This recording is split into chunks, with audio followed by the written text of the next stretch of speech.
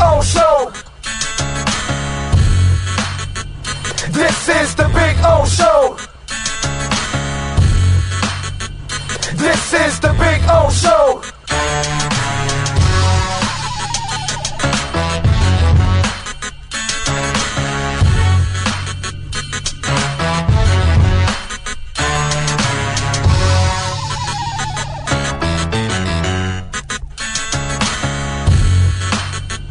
This is the Big O Show. This is the Big O Show.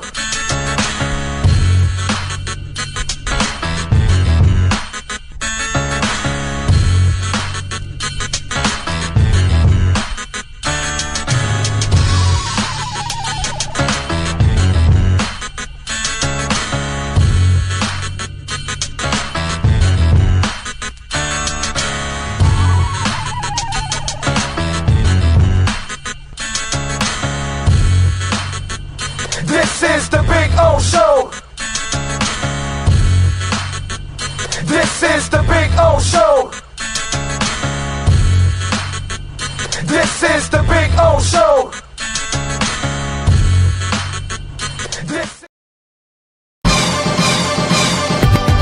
Where can you drive the new 2025 Acura Integra for only $289 a month? There's just one place, Acura of Pembroke Pines, the #1 volume Acura dealer.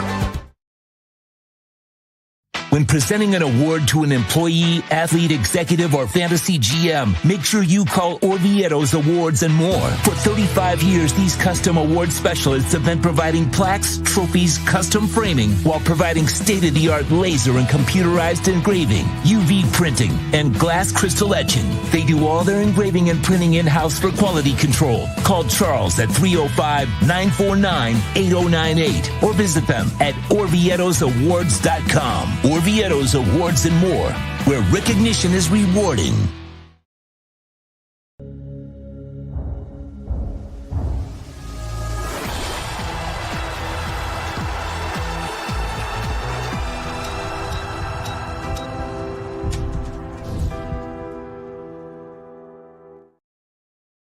For over 16 years, EJDconstruction.com has provided South Florida residents quality craftsmanship, accurate project management, and exceptional service. That's why EJDconstruction.com is an A-rated member of Angie's List and the Better Business Bureau. When you're looking for the right custom home builder for additions or home remodeling, please call my friend Eric at 305-433-4843. That's 305-433-4843 for EJDconstruction.com.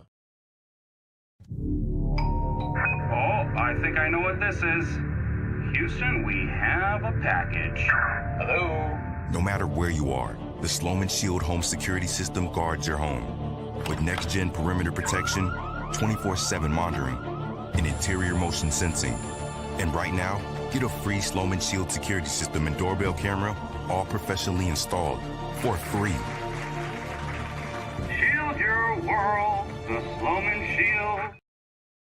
It's big. It's gigantic. It's the Toyota of Hollywood Super Sale. Over 2,000 Toyotas from just $17,988. Like a Corolla LE, not $24,000, $17,988. Buy with 0% financing, 0 down. Join the fun and get a super deal at Toyota of Hollywood, the #1 volume Toyota dealer on 441 between Hollywood Boulevard and Sheridan Street. Open till midnight. After 40 years, the Big Cheese Miami is still producing great Italian food. They started in 1984. Since then, they've been winning awards while being voted the best inexpensive Italian restaurant in Miami. Visit them for great food, amazing service. Witness the decades of Cane's memories. The walls are like a Miami Hurricanes Hall of Fame. The Big Cheese delivers anything on its menu or party platter menu to your home, office, or even a park for a picnic. Located at 8080 Southwest 67th Avenue, Miami. Call 305-662-6855. TheBigCheeseMiami.com, where they serve large portions at family prices.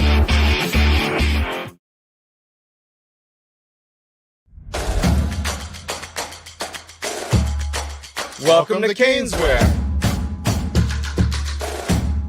New store, new items, same great experience. Family owned and operated since 2010, Caneswear has the latest merchandise from the Miami Hurricanes, Miami Dolphins, Florida Panthers, Inter Miami CF, and more. Come visit us at our store in Davie on University Drive, just south of 595, or online at caneswear.com. Caneswear, the spot Miami fans shop. Before you buy or lease a Honda, Volkswagen, Hyundai, or any other model, compare Subaru, rated #1 in safety at Subaru of Pembroke Pines. Buy with 0.9% financing, 0 down. Forester with symmetrical all-wheel drive, $259 a month. Crosstrek with symmetrical all-wheel drive, $239 a month. During the Subaru A Lot to Love event at Subaru of Pembroke Pines, South Florida's #1 volume Subaru retailer. Oh, great. You have a doorbell camera. Now you have a front row seat to your house getting robbed. They're breaking into my house! Ooh, there goes the TV. I'm sure it'll turn up at the pawn shop. No, not the TV! Just because you can see them, that doesn't mean you can stop them. With Slogans, you get 24-hour monitoring, a free home security system, and professional installation. Plus, free doorbell camera, one that'll actually work for you. Get out of my house! Get out of the house! Call 1-800-ALARM-ME. Hi, this is Jeff Welt from Welton Rayom. Dan and I have been in business together for over 22 years. We're not your typical lawyers. When Dan's not working in the office, he's flying his stunt plane. When I'm not in the office, I'm either getting tattooed, bowling, riding a motorcycle, or going to concerts. We might not be your typical attorneys, but we are aggressive attorneys, and we'll do whatever it takes to get you what you deserve. Consultations are always free. Call us anytime, 24/7. Welton Rayom can help.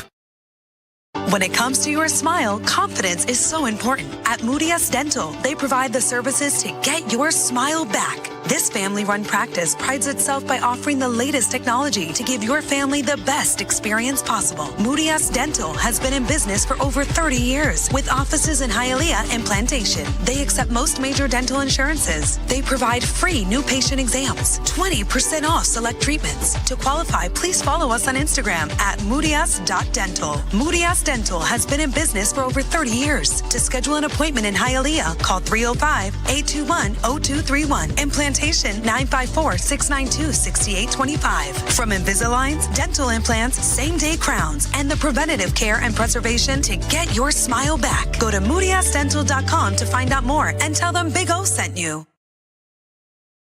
South Florida, listen carefully. Osmani Garcia with Omega Realty Group is changing the game. He's not just listing homes. He's guaranteeing to sell yours in 30 days or less, or he'll buy it himself. No excuses, no delays, no fine print games. This is real. If you're serious about selling, call 305-440-1990 and see if your home qualifies. Osmani Garcia delivers results. Osmani Garcia, the home of the 30-day sale guaranteed, where guarantees are backed by action. Call now, don't wait. This market won't wait for you. Restrictions apply. Call 305-440-1990. Where can you drive a new Acura ZDX for only $439 a month? There's just one place, Acura of Pembroke Pines, the #1 volume Acura dealer. If you're looking to take your home or business to the next level, then RM Contractors and Custom Drywall can assist you. RM specializes in new residential turnkey, new commercial turnkey, home and office remodeling. Call them for free estimates. Serving all of South Florida, licensed and insured. Call Ray or Mike, 305-345-3649. You work hard to create the perfect atmosphere. You dream it, we'll build it. RM Contractors and Custom Drywall, 305-345-3649 or Instagram at RMC Fisher Island. The viewpoints, statements, or beliefs expressed on the following program by the host, guests, or callers are not necessarily the opinions of FantasyXS.com, Media Group Inc. ownership, management, sponsors, or website. When it comes to South Florida sports teams, very few in the media have witnessed, lived, and covered it like the Big O. Let's start the program dedicated to your favorite South Florida teams with a passion that's unmatched. The Big O Radio Show is on. Here's the Big O. All righty, welcome aboard. Good afternoon, good evening, good morning, midday, depending on when you're watching, depending on when you're listening on the audio side. We appreciate all of you out there as always. Thank you. Appreciate it. The great Sean Stanley by my side. We are here at Hialeah Park, where you can get the $100 no-regret first bet. So take advantage of that, man. Use that QR code right there. Make your bet, get that $100, and you are in. It's a beautiful thing. Anyway, so we got some stuff to talk about. Obviously, we talked a lot about the Tyreek Hill situation. We'll discuss a little bit more of it, but if you didn't catch the meat of the matter of it, the video is there. We did it yesterday. Was it afternoon or was it evening? It was like it was early in the evening, right? It's around 7 or something like that. We did it last night. So if you didn't watch it, please go watch it. Please hit the like button. Please support the channel. All that good stuff. So we'll talk about this freaking moron again. We'll talk a little bit. I'm not going to repeat what I said yesterday, but I do have a little other stuff that I will talk about. And we'll bounce around some other stuff going around in different sports. Last night, we had a chance to watch two teams play be on the pitch or on the hardwood for a very important moment for their respective teams. Their respective, let's say, legacies. On one, Lionel Messi had the best team in the MLS last year with the best record in the history of the league and got embarrassingly kicked out in the first round of a league that everybody makes fun of, the MLS, right? So Lionel Messi, they have given him everything. Whatever coach he wants, players, tons of stars next to him, considering you're playing in the MLS, and you haven't accomplished jack shit. And you lost to LA in the first leg of this 2-game tier here in the CONCACAF Champions Cup. You had to win. You could not lose and get eliminated. And by the way, this LAFC team is not like one of their best teams over the last couple of years. So you had to win. You had to, because it's not your legacy around the world. That shit is set. But I mean, here in the United States, of course, you're set with international fans. But you're here playing with Inter Miami. If you don't win the MLS Cup, it's an embarrassment for you. And by the way, you can't blame Moss. The Moss brothers do everything that guy wants, and they give him everything, and he's got a stacked team around him. So last night was big for his Inter Miami legacy, because remember, last year Messi stepped into the realm of one of the biggest chokers in the history of South Florida sports. What losing to Atlanta last year was the equivalent of the Canes losing to Penn State. It's the equivalent of that. It's the Dolphins losing to the Patriots and 4 fumbles and all that, and you don't get back to the Super Bowl to play Chicago. Like when you lose a game that you have no business losing. There's been those kind of games in the history of South Florida sports, and some of those teams are right up there. Those are some of the top choking teams in the history of mankind in South Florida sports. No bigger chokers than those Canes that lost the Fiesta Bowl and Dan Marino's Dolphins that lost in the AFC Championship game, was it? Right? Against the Patriots? Yeah. I mean, those are two of the biggest choke jobs in the history of mankind, especially here in South Florida sports. But I mean, typical for the Dolphins, it's normal. That's what they do. Don't matter who's the coach and who's the players and who's the quarterback and all that. Choking ass dogs. That's all. And Messi was a choking-ass dog last year. You had no business losing to the worst team that got into the playoffs. You're the best team in the league. You lost to the worst team in the playoffs, Atlanta. So he had to show up. And then last night, you also had the Miami Heat. They had to show up. Why? Because this is a young team.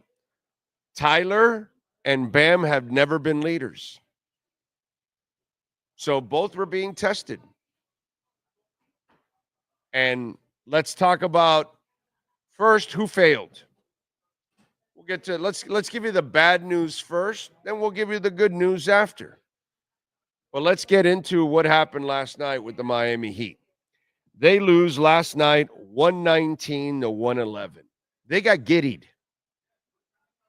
You weren't giddy after the game, but you got giddied. And Bam Adebayo and Tyler Hero, this is why I keep saying they're not stars. Role players, dude. Super role player. You know what a star does in this moment? They star. So let's compare. Josh Giddey, 11 of 19, 3 of 6 from three-point range for 28 points. 11 of 19, 3 of 6, okay? 16 rebounds, 11 assists, 2 steals, and 3 blocks. And big shots after big shot after big shot. Bam Adebayo scores 18 points on 15 shots, 6 of 15. He did go 2 of 3 from three-point range, but he shot 6 of 15. The man needed 15 shots to get to 18 points. A measly 6 rebounds, 3 assists, and a steal, and got owned. Owned by Vucevic, as always.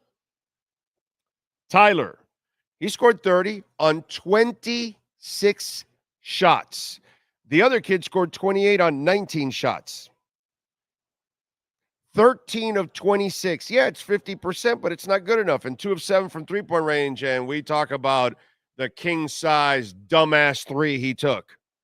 4 points, 4 assists, and 3 turnovers.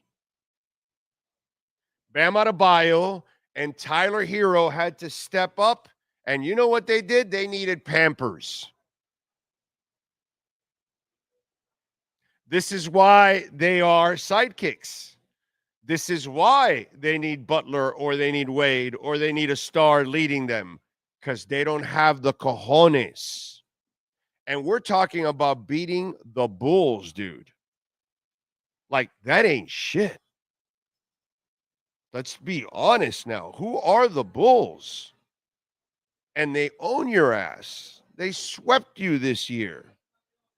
You had to show up last night and you laid an egg, dude. Tyler Hero, you're a freaking moron, brother. You made a nice steal and you had a layup and you're supposed to take the layup, dumbass. And by the way, I'm sorry, can you remind me of this? Because I hear this all the time from people all the time. How many big games has Tyler really won and big shots? How many of them do they exist? Are we going back to the bubble? I'm sorry. Can you guys? There's 63 of you there. Time. Do you guys want to, like, in the last couple of years? Do you guys want to, like, explain to me, like, big games, big moments where Tyler is like Mr. Money? I'm sorry. I must have missed that. I must have missed all those shots. I love how the broadcast team, and I know they're homers and they have to be. Every broadcast team is a stinking homer. I get that. But I hear writers, I hear Ira sometimes say it. I'll hear other writers write it. I'll hear people on radio when I'm driving. I get in. I'm like, oh, and Tyler, he lives for these big moments. Who the fuck is Tyler Hero? I'm sorry. I must have missed that. I'm sorry. Who is Tyler Hero? What has he accomplished? What has he won? I must have missed that. I must have missed all the big games because they talk about him like he's legendary, like he's Wade or something. I don't know. It's the same people that talk themselves into thinking Bam's a star. Last night, all you had to do was beat the Bulls, and you played like Ryan Tannehill. And did I not talk about that yesterday? Did I not say, are you guys going to play like Ryan Tannehill? Yo, Ryan, you're playing the Bills and the Jets. They both suck at the end of the year. All you need to do, clown, is play well and beat one of them. What'd the clown do? He couldn't play well in either one, and you lost both. I'm wondering. And last night, for you to take that 3 is just catastrophically stupid.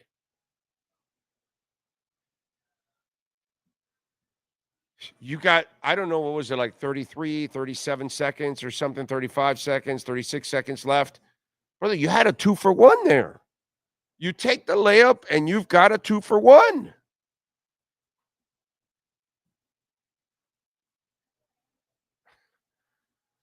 It's just, it's asinine, to be quite honest. And you take an ill-advised 3. You're a nobody, dude. You haven't proven jack anything. I heard it after the game. Oh, I believe in myself. This, that, oh, yeah, whatever. And I know Spo's not going to trash him, but he had to trash him behind the scenes because you have to do fundamentally what's right. And what's right is you walk right into that layup after that steal, and you get ready to play defense because you might turn them over right away again. And you either get a 3 the hard way or a 3 open, or you could get another 2 and cut it to 1. It was just catastrophically stupid on Tyler Hero's part to take that 3. You know, and to me, to watch Josh Giddey play the way I needed Bam and Tyler to play, it's kind of, you know, now let me see what you do in the play-in, because, wow, I have no hope now in the play-in. As I told you, this could go 2 ways. You shit the bed here at the end, and you don't play well in the play-in, and you don't get out, you don't get to the playoffs, you will leave a sour taste for the rest of the offseason. You need to get to the 8th seed. That's the only way you're going to feel good about them, because I don't feel good about them. That was gutless yesterday by Bam and Tyler. Gutless. That was a gutless performance by those guys. I hate to even say this. Man, did they needed Pallel Larson last night. They needed a dog that could cover, create some turnovers, fearless. I mean, it's crazy. I'm not saying they would have won, but man, they needed that element that he brings for a youngin. It was embarrassing. I'm embarrassed for Bam and Tyler, to be quite honest. Brother, we're not asking you to, beat the Celtics, and you did, but, any team can get on a little roll in the NBA. Any team can beat any team in the NBA. You can have a night. Last night, you had to have the night. It was like, this is your performance. You need to come through. And you completely shit the bed. And I'm trying to find out, what player do some of you out there think Tyler Hero is? You've made him out to be like he's big shot Tim Hardaway or something. Or he's Dwayne Wade or something. He hasn't won shit, dude. Why? Because he hit a couple shots in the bubble and he was a youngster and didn't know what the hell he was doing? When you're a stud, you do it all the time. When you're a stud, you look for that moment. What happened with Luka last night? Did he look for that moment? That's what studs do. Studs look for that moment, and they want to shine in that moment. Last night was the night to shine. Was the night to say, no, I've arrived. And this just keeps the doubts flowing and flowing and flowing. And this is the reason why Tyler or Bam aren't stars. That's all. You needed them last night, and they completely crapped the bed. I had to watch a guy named Josh Giddey play the way I needed Bam or Tyler to play. That was disturbing. Like at every level. Okay, if I'm Pat Riley and Spo, I don't know. I couldn't be more disgusted with my team, especially my top two guys. Let's see what happens in the play, and let's see if they find some scruples and start doing something.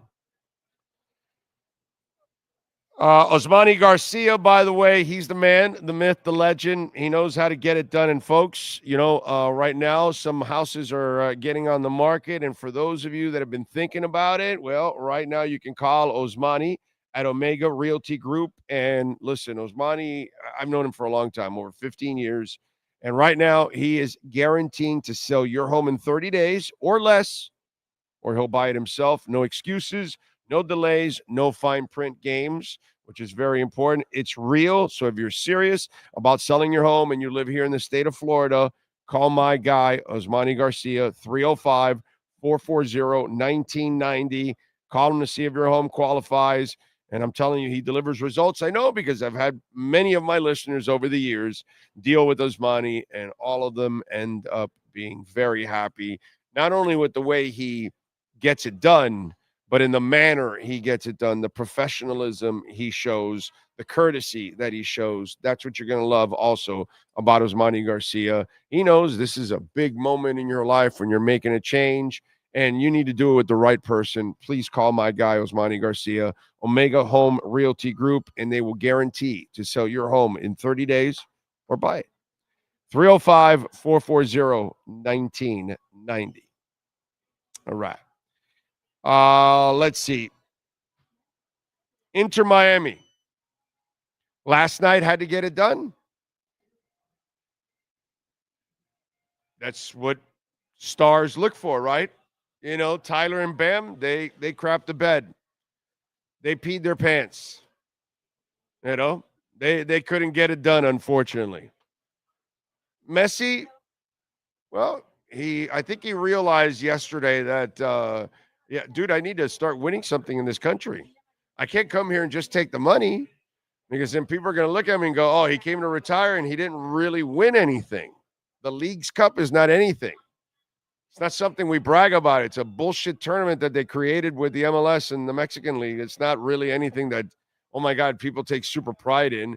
It's a nice little trophy for a startup team like ours, but you got to start winning the MLS Cup. Maybe the CONCACAF Champions League. You got to start winning things that matter. And Messi last night, it kind of started slow, and then you watch that game, and then it really picked up, dude. They were putting the pressure on their ass, because early on, like when they showed Busquets on the sidelines at one moment, that Busquets was looking at the team like, oh, man, I need to be out there and help my guys. So they said at the halftime broadcast, they were like, they went up 1-0 on Inter Miami, and then they messed up and made Messi mad. Right. And then it was a switch flipped, and then once they got the one goal, the whole team, it seemed like everything changed once they leveled up. Yeah. And then it was just on. Yeah. They peppered their ass after that. That was good. That was good to see. I mean, they knew they had. Although LAFC at the end there was like, yeah. Don't tell me we're gonna get some little fluke thing here, because they own the tiebreaker. Yeah. But hey, mad props to them yesterday. Yeah. Mad props, because you have to win something, dude. You have to win something. You can't come here and nobody could ever blame the owner. Okay. I could say a lot of other things that they do all screwed up, but when it comes to spending on that team, dude, they buy the players. And Messi's had everybody. He has more than enough to win in the MLS Cup, and he failed last year. So, and listen, he's not out of the woods yet. He's got to go deep into this CONCACAF Cup. Yeah. You could tell with the way the Moss brothers were celebrating. I don't know which one. Oh, yeah. I don't think that was Jorge. That was Jorge? I know Jorge at one point, then they showed back. He's the one that came out right after the coach. You could tell that there was like, yeah, they're passionate. At least this weight was lifted a little bit. Now we move on, because, again, as you said, that's all that soccer fans would be talking about today. Right. If that didn't go down. Oh man, wow, these people are choking again, and oh man, all that money and all that talent, and you don't get it done, and you can't do that. You can't do that, dude. If you're Messi, you can't mess around. What happened to you last year, you can't, bro. So you got to get it done this year, and they played with that kind of intensity. I love that. By the way, don't forget to smash the hell out of the like button. And remember, you can make a donation to the show, Cash App or Venmo at Cash Big O Show. That is Cash Big O Show, Cash App or Venmo. And you can make a Bitcoin or Ethereum donation. In fact, on Venmo, you can make a Bitcoin, Ethereum, Solana, or Chainlink donation because, we are fans of all of those. So, interesting. We'll see who breaks the ice on the Solana and Chainlink ones. And don't forget, if you live out of the country and you want to support the show, you can make a donation through PayPal, as always, and he'll show you the QR code there also. You can make the donation. And remember, we are trying to go to Spain. We want to go to Spain, and we think it's in November. That's what it seems like. So hopefully, if you can help us get there, you can make a donation, use the QR code there, and help us get to Spain. Appreciate it. Any kind of donation that you can make, we appreciate it immensely. Thank you, thank you, thank you, as always. What else do we have going on? And by the way, if we go to Spain, obviously, if you help us get there, we will do our show all week long at a Dolphins bar. And then we'll do our pre and post game show there. And we'll, of course, break any news and cover any stories going on in Spain, covering all of that. So thank you, thank you, thank you out there. All right. Cash App or Venmo. Brian Nobles, thank you, sir, on PayPal. He says, thanks for keeping it real. Love the show. Thank you, Brian. Appreciate you. Thank you for appreciating the honesty. Because there's some people that are having trouble with my honesty right now on the Dolphins side. It's like, come on, dude. How do you not have it's early in the offseason? I'm like, yo, bro, I've got no hope for the Dolphins. I'm sorry. I'd love to, and a lot of people are kind of, hardcore Dolphin fans that kind of lie to themselves. I know how it is, man. They never want to hear anything negative. I've gone through this. Like, they hired Joe Philbin. From the second they hired him, I didn't want Joe Philbin. I told everybody it would be a disaster. And I was, obviously hated for it right away. Like, oh, my God, you're not even giving him a chance. I'm like, well, I know a lot of people in the Green Bay building, and they were like, why did you guys hire this guy? So, when people in the Green Bay building are like, yeah, he's not head coach material. I'm not sure what you guys are doing over there. I'll go with the people that work with him. But I get it. And so now I'm dealing with that now. I always have to deal with some kind of, why do you want to trade Tyreek after 10 interceptions? So, it's just there's always something. Huh? Xavier Howard, I'm sorry, after 10 interceptions. Yeah, that's right. Xavier Howard after 10 interception. Yeah. You know somebody's going to take that 10 seconds now and be like, oh, he said he wants to trade Tyreek. Yeah. I just didn't want to sign him last year. That's all. I did not want to guarantee him the money. And I got a lot of shit, too, for it. So, but that's all right. It's all good, bro. I'm good. I'm used to being a lightning rod. I'm used to being the bad guy. It's all good. I'm comfortable with that. NorCal is in the house. Tyreek has always been a mess, but he's quickly approaching AB status. We're so screwed. And the Tyreek situation puts the Miami Dolphins at an incredible disadvantage. They can't trade him. They can't cut him. The cap hits would be so brutal that they can't add players. They would probably have to cut players. So as much as we all want to part with him, do you think the Browns really want to keep Deshaun Watson around? They have no choice. They guaranteed his whole salary. So until they get a few years in it, they can't accelerate all that money into the cap. So the Dolphins can't accelerate $25, $28, $30 million into their cap because then that would limit them with what they could do. Hell, if they did it all in this year, it'd be like $40 million or something. It's insanity. So they are stuck like Chuck. This is why I did not want to guarantee the money last year, and I took a lot of shit from a lot of you. And we're stuck. And here's the thing: you're the Dolphins, okay? We're here, okay? Let's get together now. Let's talk about the honesty now. We can't count on Mike McDaniel. We can't count on Tua, and we can't count on Tyreek. Have you thought about that? Let's go over that again. Can you count on Mike McDaniel to be a legitimate, responsible, really good coach? Because you've got to be an exceptional coach in order to get to the playoffs. No.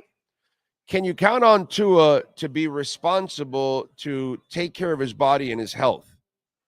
No.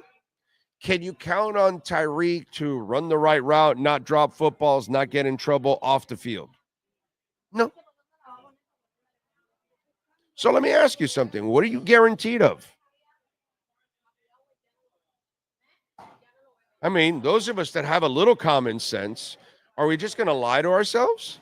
That all of a sudden they're going to develop a monstrous offensive line that can dominate people, and they're going to run the ball, and they're going to be forceful, and then that'll give Tua the offense that he really needs in order to succeed, and that Tua is not going to be stupid and start taking off and running and taking hits, or actually trying to tackle somebody that intercepts him. Do we know he's going to do that? And then now we're all counting on Tyreek to be a professional, a decent human being for the next year. Come on, man. The guy can't even be a decent human being in a week. He's trolling fans. He's trolling his team. He's saying stupid shit. He's quitting on you. He's getting in trouble with the law. He's getting in trouble with his wife. He's impregnating half the women in this town. I mean, dude, like, how much more? He's speeding at a game, not on the field, in his car.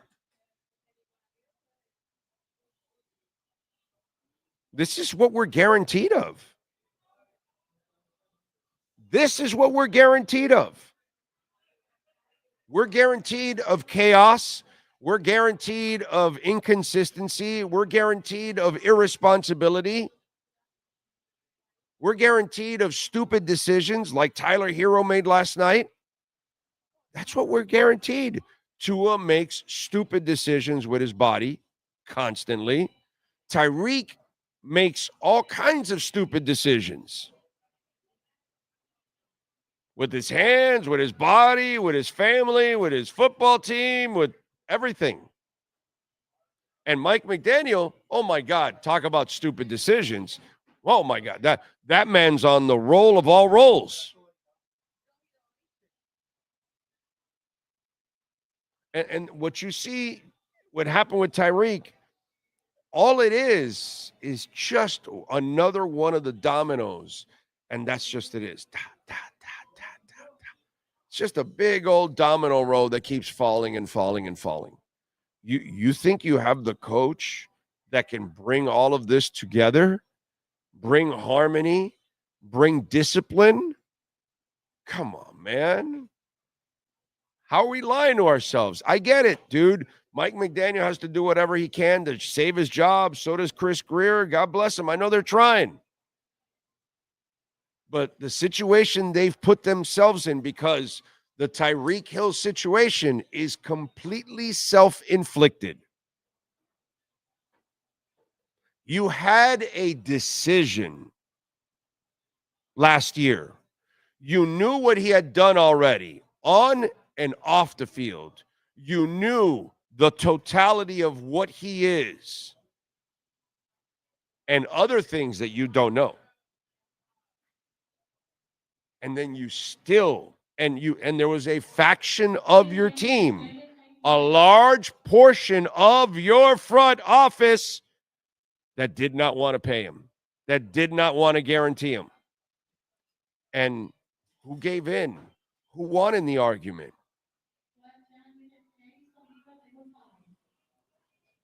Somebody won in that argument because they were not paying him. And then all of a sudden they changed their minds. And I got to tell you something. I don't have this for a fact yet. In the end, it goes to Chris Greer. It doesn't matter. Just like the coaches. Just like while I don't have a problem overall with personnel, it's not perfect, but I think they've done way better than the guys we've had for 25 years. Way better. But you have hired the wrong coaches, so that's going to fall on you. Well, this is going to fall on you. But I kind of feel this was a McDaniel thing. That McDaniel politicked and gave in to Tyreek because he needed him so badly and because he's so soft as a coach, because he is so forgiving to the point that it's embarrassing. The Julian Hill thing, I know he has talent. I get why you keep him on the team. I just don't get why you reward him with playing time on a consistent basis. You need to penalize him for that, not reward him. So I understand the physical ability. I see it too. But you cannot play him. You cannot reward him, and yet you do.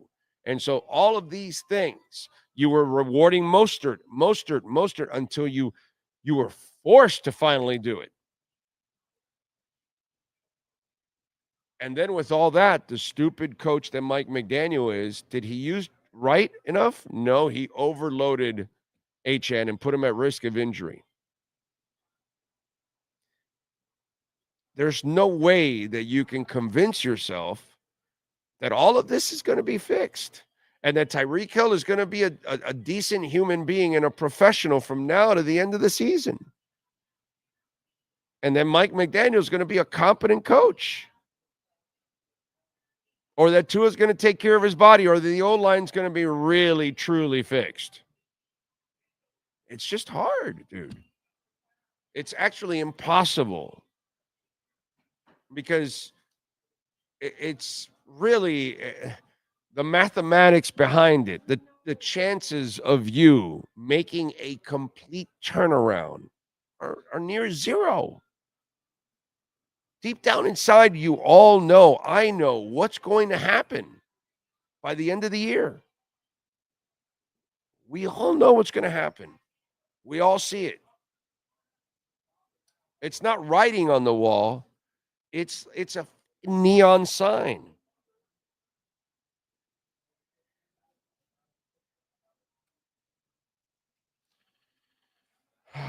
I love talking about Welton Rayom, Jeff Welton, Daniel Rayom, two of the best in the business. I've seen it firsthand for ourselves when they took on Progressive and kicked their ass. A lot of our listeners, they have thanked me over and over and over again. It is so satisfactory when people say, hey, man, they helped us out with this car accident. They helped us out. I had condo damage, home damage from a storm. You were right. Jeff and Dan were just absolute bulldogs, and they are. They're absolutely fantastic and fearless. And when you walk into that courtroom, they take on big corporations. They take on sometimes cases that it's 10, 15, 100 and some clients. Call Welton Rayom. They're in Hollywood, but they can help you out anywhere in the state of Florida, man. 954-966-4646. We've had listeners in the West Coast after the storms, listeners in Central Florida call. We haven't had a Panhandle listener yet, but we've had listeners in Central Florida, actually on the Gold Coast too, and on the West Coast. So all that part area, we've had different listeners that listen to the show or watch the show. They've called Welton Rayom, and they are incredibly happy. You can too. 954-966-4646. Keno Smith is in the house. No Cowboys, no nothing. I explained it all. Jamie Zorrilla, Cosa Nostra, Gus 1388, Jeff in Long Island, Fanzuki in the house, A-Rod, Ray Sosa. Next offseason, 2026, can't come soon enough for Miami to cut Tyreek Hill. Yes, sir. They will. TJ Superman, afternoon to you.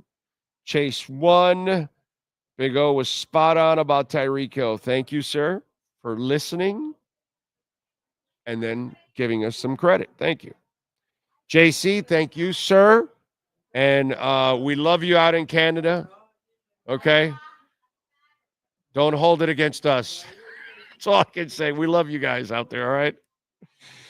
Oh, man. How do you fight with Canadians? Like what the F, bro? They're like such nice people. Jay Gelfin is in the house. He's smashing the like button. Christian D. Ty in the Bronx is in the house. Tommy Mayer. Did Antonio Brown wannabe get in trouble again? Yeah, just a little bit.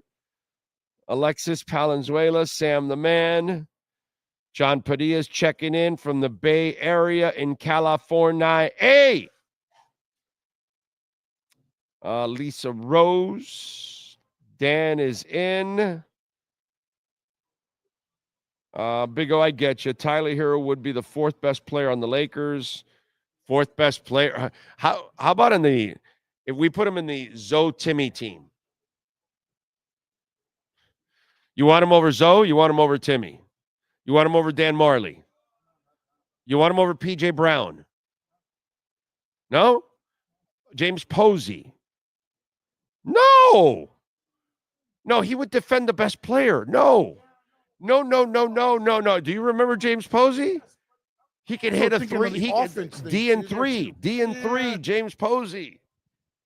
Do you want Battier over him? He's got more intelligence than Tyler. That's for sure. And he's a better player. He's just a better basketball player. You want Ray Allen over him in the big three. He was the fourth guy.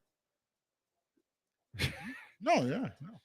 I mean, it's just like, when we start looking at those teams and Tyler doesn't even match with all those guys.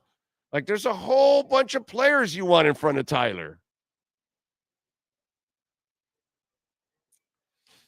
It's just, the Miami Heat fans, as I've told you now, right? I've been kind of on top of this a little bit. The last 10 years, after the big three, we have gone downhill.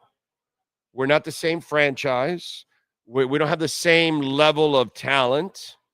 It's been overachieving bullshit that's gone on. They're really not championship caliber. Okay, come on. Let's get out of this. So they've overachieved, and they're not that good. And then the Heat fan base has become as delusional as the Dolphins fan base, because the Dolphins fan base has been beaten down every decade, as we've explained on the show. The 70s is the elite decade, then the 80s, then the 90s, and then the 2000s. Every decade's gotten worse and worse and worse. You accomplish less and less and less and less. Notice. So the Heat, it's the same thing. The Heat, now you're accomplishing less, and you're settling for less. That's why you will hang out with Ryan Tannehill and give him another chance and another year, because you don't know any better, because you didn't live Clayton and Duper, and you didn't live Marino, and you didn't live like real receivers. Like, didn't we just get into this conversation? Not last year, but the year before, we had a bunch of idiots. Tyreek Hill and Waddle compared to Duper and Clayton, or they're better. And I lost my mind. You remember that 2 years ago? I lost my mind. It's not the old man on the lawn stuff. It's like, yo, bro, these people just got here. They haven't done anything. And now that you've watched the totality of the pair for the last few years, those of us that watched the real Clayton and Duper, you're like, oh, no, those guys didn't drop that many balls. No, those guys don't quit. They don't quit on teams. They don't walk off the field on 3rd and 16, both Waddle and Tyreek. I know Tyreek's the only one that quit, but Waddle walked off to take a breather on a 3rd and 16. We were joking about that yesterday, right? Can you imagine Shula and Marino with these kind of players? Are you out of your mind? So the Heat fan is now also lowered their standard like the Dolphin fan has for over the years now. And so that's our problem right now. And that's why I have the fights with the Heat Nation and some of the reporters.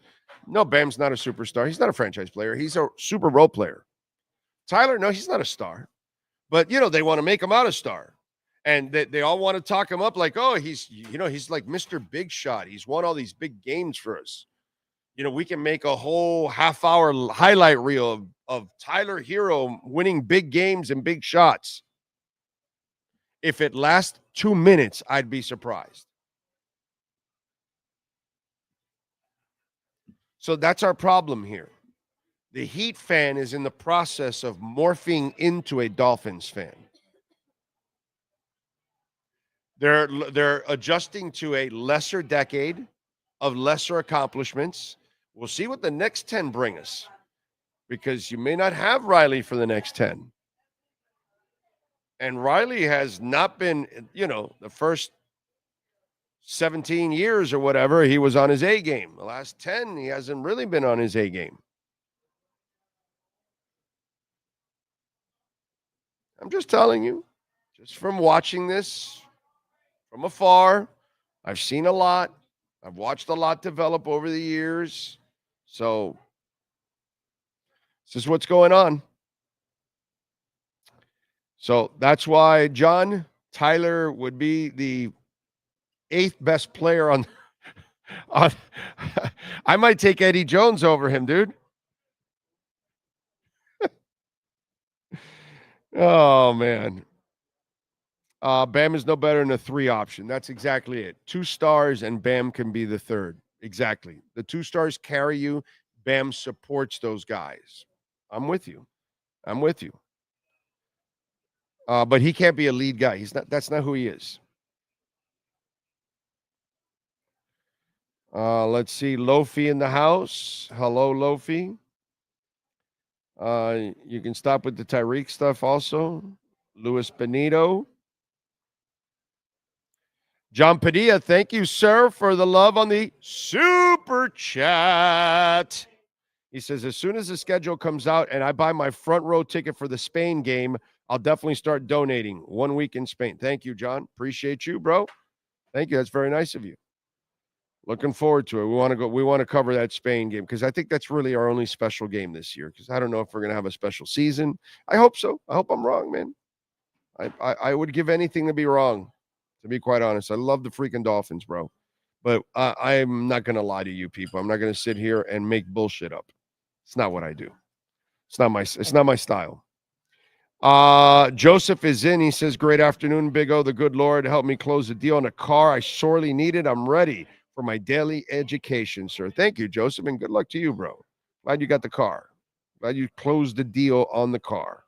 I like it. Good for you. It's good to see good things happen to you all out there. Rosendo is in the house. Ragin, hello to you, sir.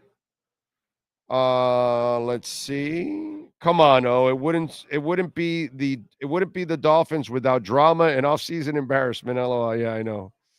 And that is true. That's kind of the world we live in. Lofi says we're lucky A-Chain stayed healthy with the load he was given. We're going to put miles on that guy. Yeah, I was very, that I was down the stretch. I was very unhappy about all the carries he was getting. And I was unhappy that Wright showed me something. It was like the whole thing with Jonnu Smith. Like the first month he wasn't using him. And it's like, yo, bro, what is wrong with you? This coach just, he lost me. He lost me completely. Relentless is in. Michael says, fan for 36 years, so tired of losing. Fire McDaniel, fire Tua, fire Hill, build the trenches. Well, we'll see if 3 years from now they start doing that. Afternoon, Tyler and Bam are just like the group, the Pretenders. I don't know, bro. Chrissy Hine, she's a superstar, man. I think that's an insult to Chrissy Hine and the Pretenders. The Pretenders are a hell of a band, bro. I don't know. I got to tell you, I don't know. I got to differ with you on that one, bro. The Dolphins, I get the name, the Pretenders. That's what they are, but not the band. Chrissy Hine, she's a goddess, man. What a voice. What a voice. What a band. I think I'll jam some Pretenders on the way home. Justin says Broncos took $85 million dead cap hit over 2 years with Russell. I get that, Justin. Some of you just can't put one and one together. Simple math is 1 + 1 = 2, Justin. And, there was a gentleman there that just said he tuned in for an education. Let me give you an education, young man. Since you obviously can't read a room, okay? Because you have problems reading a room. You have a head coach that is trying to save his job. Most people wanted him fired anyways last year, so he's on a hot seat. You have a general manager that hired that coach and the coach prior, and it has not worked out. And the quarterback he drafted has become very injury prone, like it was billboarded in college. So he's now fighting for his job. The last thing they're going to do for the 700th time, for all of you that don't get it, they're trying to save their jobs. If they cut Tyreek Hill, they cut a chunk of salary. And then they have to cut players because they will lose cap space. So they're not rebuilding. The Broncos, when they cut Russell, they started their rebuild. Luckily for them, they drafted the right young quarterback and everything went well. And they still made the playoffs. But Sean Payton has proven way more than Mike McDaniel ever will. So Sean Payton had a 5-year guaranteed deal. And the first year he had to deal with Russell Wilson and he got rid of him. Because I'm sure that was part of the negotiations. Hey, listen, I'll give it a try, but if I got to get rid of him, I'll get rid of him. And then they knew it, and they were willing to take the hit because they were in the rebuilding phase. You are not in the rebuilding until you get the new coach, because these coaches are not in the rebuilding. If you decide to rebuild, you fire everyone. That's not what they're doing. They're moving forward, trying to save their asses. So whatever you guys think and want to change and this and that, the Broncos situation was completely different. This is why I'll say it now for the third time in the last 2 weeks. I'll explain it. Are you ready, Sean? The Miami Dolphins are 3 years away from starting the rebuild. Do you remember when I told you Byron Jones will be cut next year and X will be cut 2 years from now? Remember when I told you that? Those of you that have been tuning in for a while. And you're like, how the fuck does he know that they're going to be cut 2 years from now? And they were. Okay? So I kind of understand the landscape and the financial problems. The Dolphins are tied to all kinds of salaries. They've blown their load, dude. So in order to rebuild, listen to me, you're going to go through this year of McDaniel and Greer. If they fail, then you will fire them. And then next year, which is year 2, you will bring in a new coach, maybe a new general manager, all of that, and then you will start to tear down because you still have to hang on to Tua. And I know next year I will take the questions, trade Tua, cut Tua. They can't. They're locked into Tua this year and next year like they're locked into Tyreek this year. They cannot. The cap hits would be crippling. But next year, if they have a new coach, then that coach does the Russell Wilson thing. He deals with Tua 1 year, and then the next year, which becomes the third year, they're cutting him and they're taking that other cap hit. And that's when the rebuild starts. 3 years from now. 3 years from now, we'll start the Miami Dolphins rebuild. Do you understand that? I'm going to try to explain it to you. And I guess I will have to do it over and over and over again. Okay? Because many others told you that Calais Campbell was coming back, and I told you there's no shot. He's going either to Baltimore or somebody that pays a 40-year-old a lot of money. The latter happened. Okay? They all told you that Wilkins, he'll get tagged or he'll get signed. I told you, no, he's gone. So I'm telling you what's going on here. Unfortunately, this is the position that we are in now. So either we need McDaniel and Greer to really succeed this year, or if not, prepare yourselves. You are doing nothing this year and next year. And then in year 3, we'll start the rebuild. And where it goes, we have no idea because we have no idea who you're hiring. So we're back on the hamster wheel.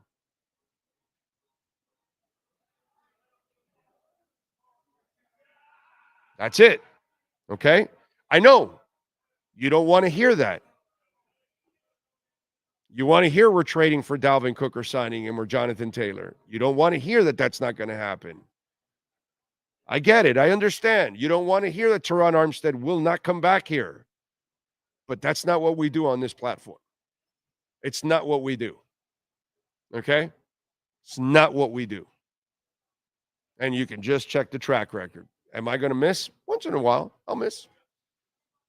But more often than not, I'm going to be on target on this. So you're 3 years away from starting the rebuild. That's just it's fact. You can't get rid of Jalen Ramsey yet. You can't get rid of a bunch of the guys that you signed. You just signed them. You just gave them contracts.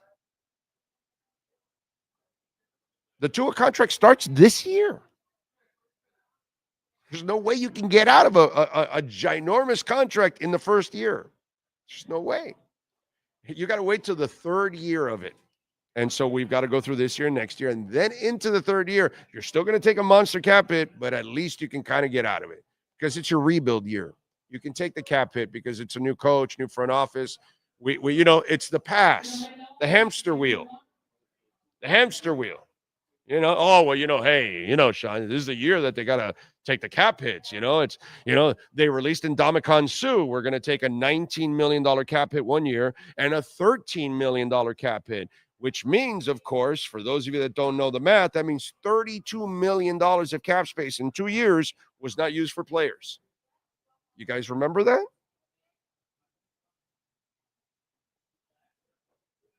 Okay. So you've been through all of this. You just refuse to, some of you, most of you out there that are on this platform, you're like, bro, this fucking guy knows his shit. And he's usually right about this crap. And damn, it sucks that he's telling me this, but damn, ask NorCal. NorCal's known me for over 20 years. And what drives NorCal crazy most of the time with the negative stuff is that I'm usually right on it. And he loves the fact that it's brutal honesty, but he's like, damn, dude. NorCal's told me that a couple times over the years. It's just, but he's been listening to me for 20 years. And I'm not trying to be cool. That's a Phoenix song, by the way, for those of you. Pop culture references are always weaved into this show all the damn time. Just like Big Cheese Miami.com, that food is weaved into my DNA for 40 years. Since Billy and Gary created this absolutely institution at 8080 Southwest 67th Avenue, folks, you got to get on down there. Treat your friends, your family members, that loved one to a little BigCheeseMiami.com and tell them that Big O sent you. And by the way, if you own a business, a corporation, a school, or whatever, and you want to treat the folks to a party or something, they got party platters also. Everything on the menu can be a party platter, and everything on the menu too. You can switch up the sauces to pink sauce, tomato sauce, Alfredo sauce, meat sauce. Got it all. 8080 Southwest 67th Avenue. Go see my friends out there at BigCheeseMiami.com. 305-662-6855. BigCheeseMiami.com. Adolfo Foliaco. Thank you, sir, for the love on the super chat. Remember, you can make a donation, Cash App or Venmo at Cash Big O Show. That's Cash Big O Show. Adolfo says, no worries, Big O. Zach Wilson, RQB, that like veteran and seasoned things will save us. The man of the year in 2022. That's the other thing. Like, how do I feel good about Zach Wilson, bro? Like, seriously. Like, how can I feel good about Zach freaking Wilson? Only the MILFs. Only the MILFs in Boca are feeling good about it. That's about it. Oh, Lordy, Lordy, Lordy. Anyway, what else do we have here? Troy Horton, 6'3" wide receiver, Colorado State, late fourth round. They signed a free agent tall receiver, right? Experience, caught 9 touchdowns for Tennessee. I actually love the signing. I actually like the free agent signings. They're some of them I think are going to fit really well. They're good football players. But again, I just don't know if we have the coach that can maximize all this. But they're not going to take a receiver, my brother. That makes no sense. Why would you take a receiver? You need to take a safety, a defensive tackle. You need a guard. You need corner. There's a lot of positions of need. And that fourth round, the third or fourth could be a defensive tackle. If you don't get them with the first round, you might wait to the third or fourth because it's actually a deep draft, and you can get a guy that's a little bit of a project. So there you go. Devin Jordan, thank you, sir, also for this super chat. Very kind. I wish there was some sort of NFL rule or clause that allows a team to release a player without any dead cap hit if they get in trouble with the law. Well, you have to have what's that called? Clauses, conduct clauses that penalize the player and they have to give you back money or something like that. That's what you would have to do. Remember what they did with Kyler Murray? That, they're like, I've seen weight clauses, right? Well, the Cards took out a homework clause because apparently Kyler had not grown up yet and not figured out that, bro, you got to watch film to prepare, and he wasn't watching enough film. And then they took the clause out.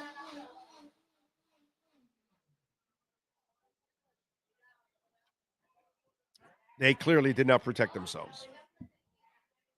So, again, why did you guarantee him the money? That's the part I don't understand last year. When a bunch of you out there last year wanted to guarantee him the money, I get you guys. You're emotional. You're fans. You can't compartmentalize mostly. Most of you are so emotional. You're prisoners of the moment. So, he'll catch 1,700 yards every year. Sure, dude. No, he'll get 10 interceptions every year. Yeah, sure, dude. Sure. Yeah, no, Jimmy's going to take us to the championship every year. Yeah, bro. Of course. Yeah. And that's the problem. You know what I mean? But it just...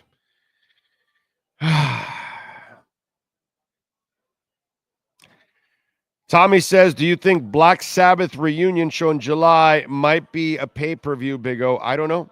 I don't think so. But I bet you it will be recorded and then sold. And you know what? It could be then shown on television somewhere. I like that. I don't think it'll be a pay-per-view. And I don't think that Ozzy's going to do a ton of singing either. It seems like he's going to be in the throne and he's going to do like pieces of songs here and there. But it's mostly about everybody else there jamming and honoring Black Sabbath and Ozzy and all of that. They talked about maybe the throne even flying around. That's interesting. That shit better be locked down because that poor old man has fallen enough already as it is, dude. To think of it, that one fall completely ruined his life. And that could happen to any of us. Could have happened to me recently. You know what I'm saying?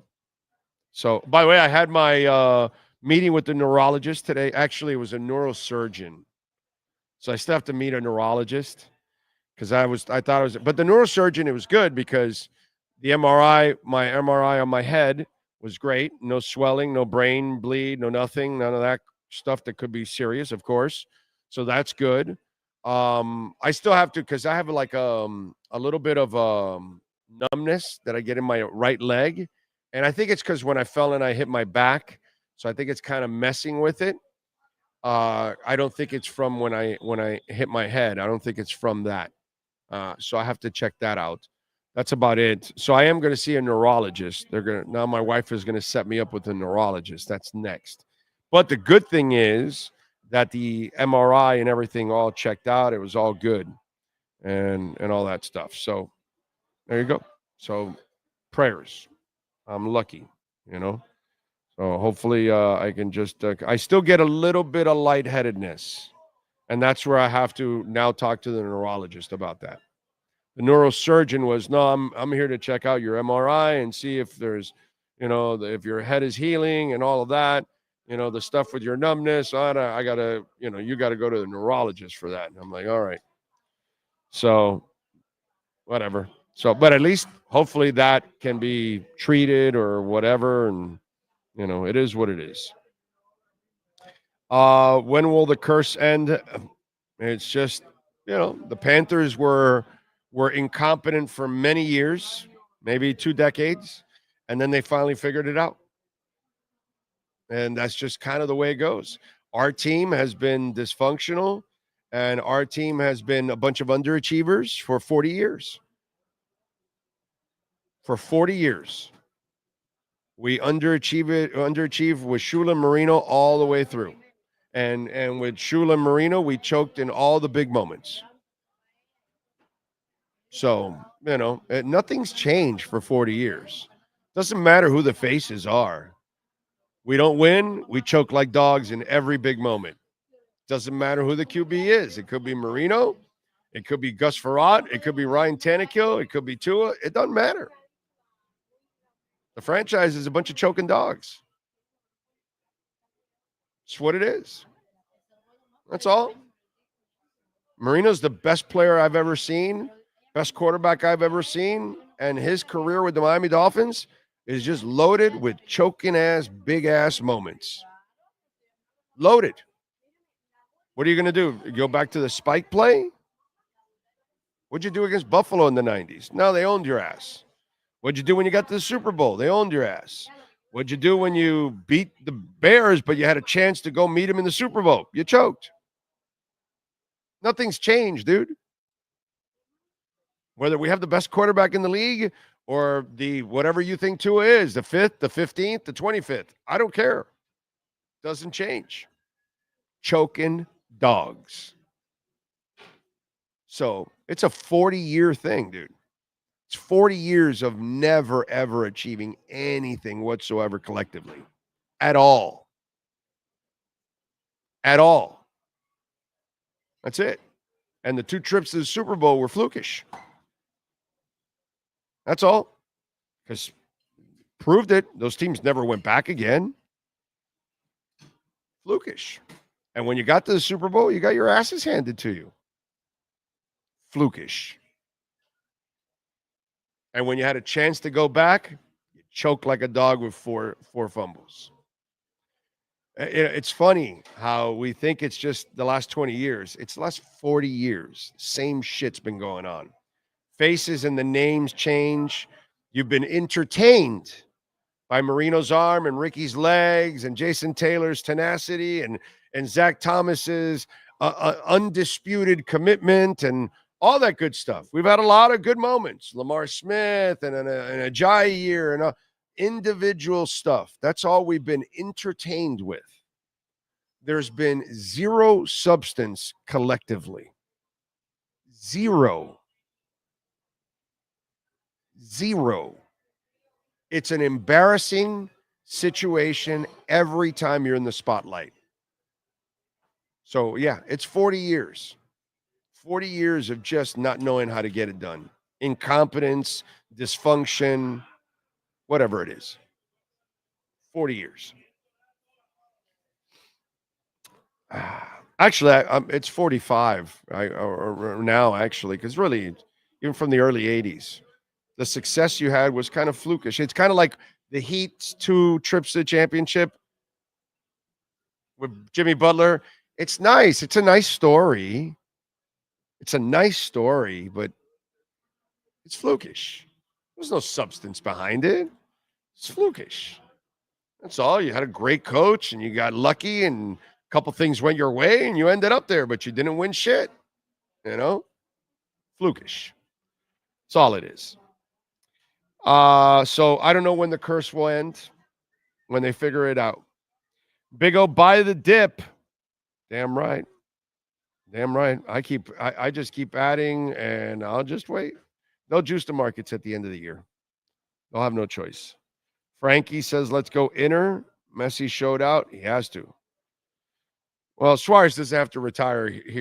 Here he can play, bro. He'll be fine.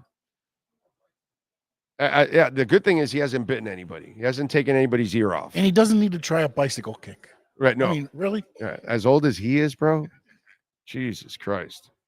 Yeah. Thank you, Justin. I appreciate your prayers, my brother. Trent Green, Mushbrain. Yeah. Thank you, Rosendo.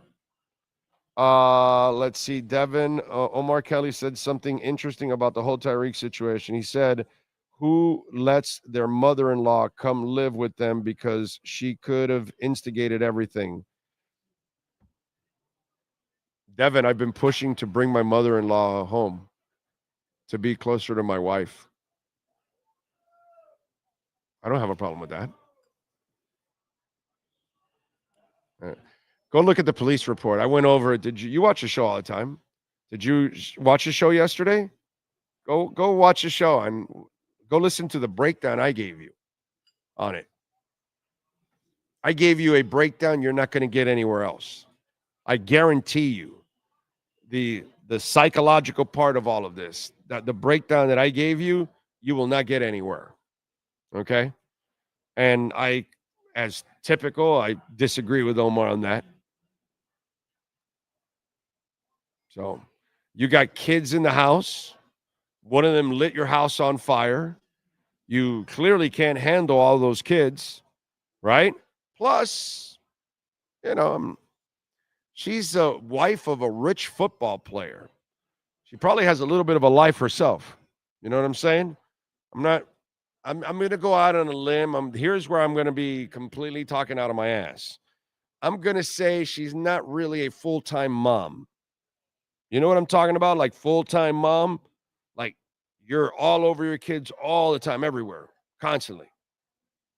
School, this, that, whatever it is, homework, pop, pop, pop. I don't get that impression. So, Devin, the first 10 years of my life, of my marriage, I lived in the house on one side of the block. My mother-in-law and father-in-law lived in the house on the other side of the block. You could walk out of the back door of my house and walk into the back door of their house. They could walk out of the back door of their house and walk in. I've been married for 31 years. Been with my wife for 37. How many marriages is Omar on?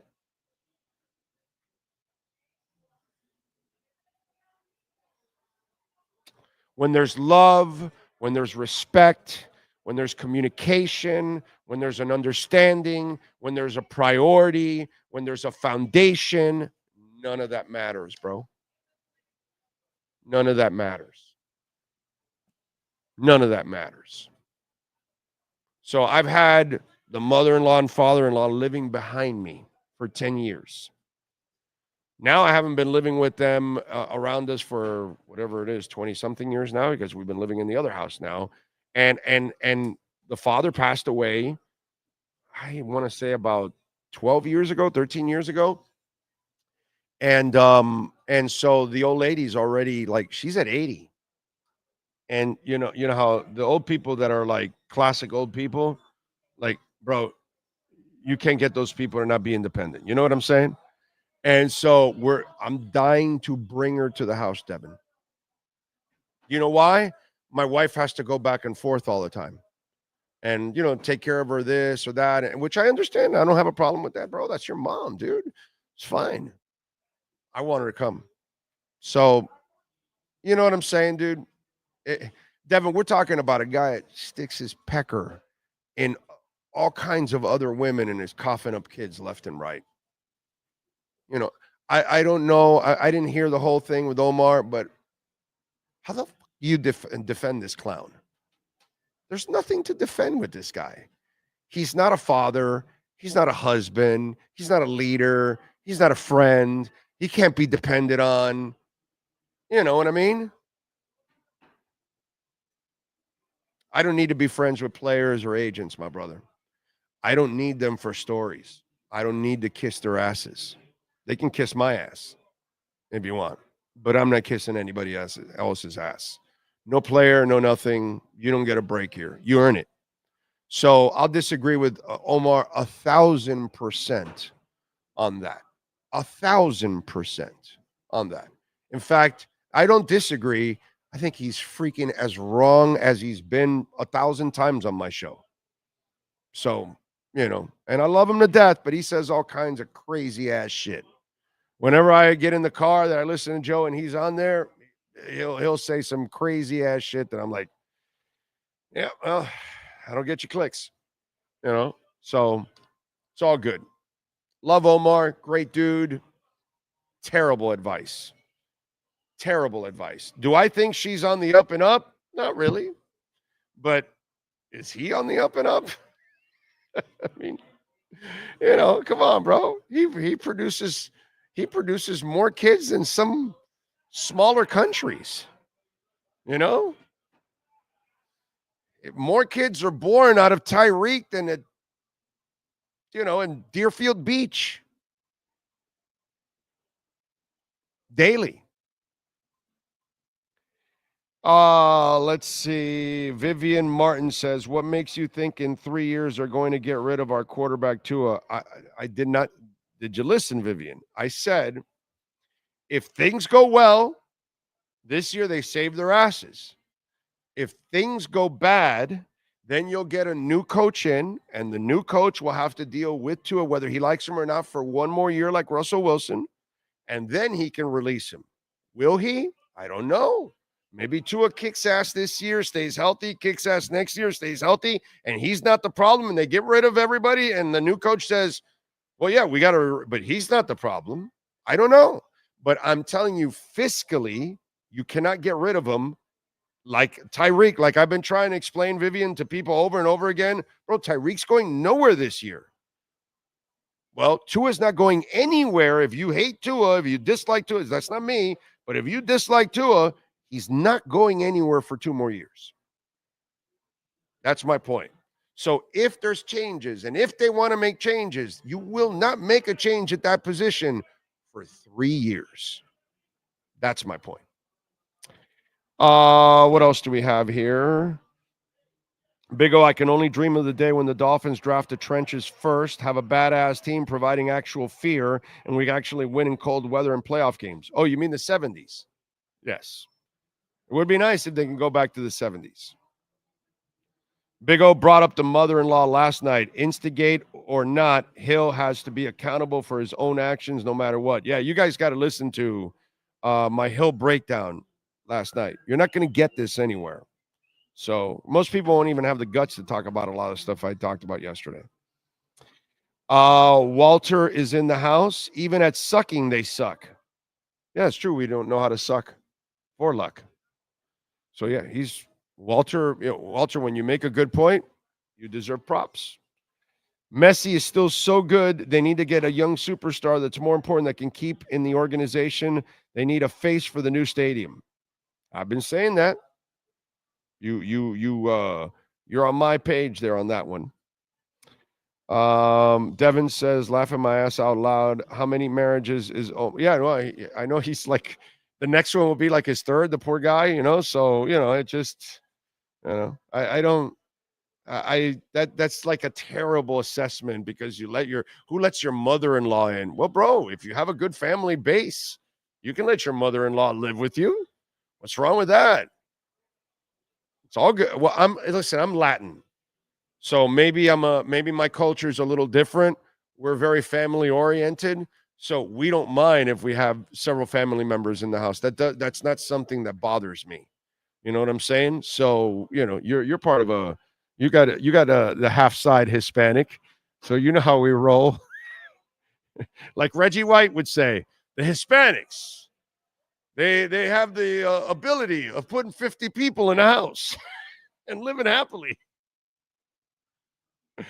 If you guys have never heard the Reggie White speech in the Senate or the House, I forgot where it was. But if you want to YouTube and you want to trip out and you want to hear somebody stereotype all kinds of individuals, oh, man, it was great. That was as classic as it gets, bro. That Reggie White rant there. Anyway, Omar also wants us to take Booker at 13 and thinks Kenneth Grant will fall to us at. Well, I don't know about the Kenneth Grant thing. I don't know about him saying Booker or whatever. I haven't heard any of that, and I don't know if he said it in the first place, but whatever. If he said it, as I've said a bunch of times, Booker does not fit what they do here. He plays in a phone booth. They need guys that can move. So I'm not sure, whatever. He's not a bad player. Don't get me wrong. I won't disagree with him as a player, but he doesn't fit what they do here. It's not what they do here. So they can't take him, unfortunately. But if Membu's there, I love him, and he fits exactly what they do. Big O, who made the decision to guarantee Tyreeks deal? Did he? He wasn't listening earlier, right? You got to rewind. I was talking about it earlier. And it's a guess, total guess, but listen to the whole explanation. It's all there. I know the question he's trying to ask. He's trying to get you to say Chris Greer. He's trying to say who made the ultimate decision. Well, no, and I mentioned that too. I know. So you got it. You can listen to it, and you can get your fills out of that. What up, everybody? Checking in from LA. Stoned as says think Blue Dodgers. I would say what Tyreek needs to do, but he needs way more than weed to chill out. Oh, yeah, no. He's way past weed. He needs a rubber room and a straitjacket right now. He needs a dark retreat for like 2 months.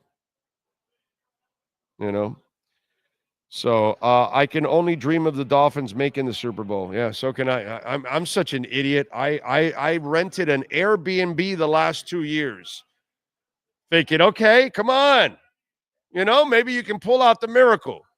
This year I'm not doing it, and for sure we're going, right?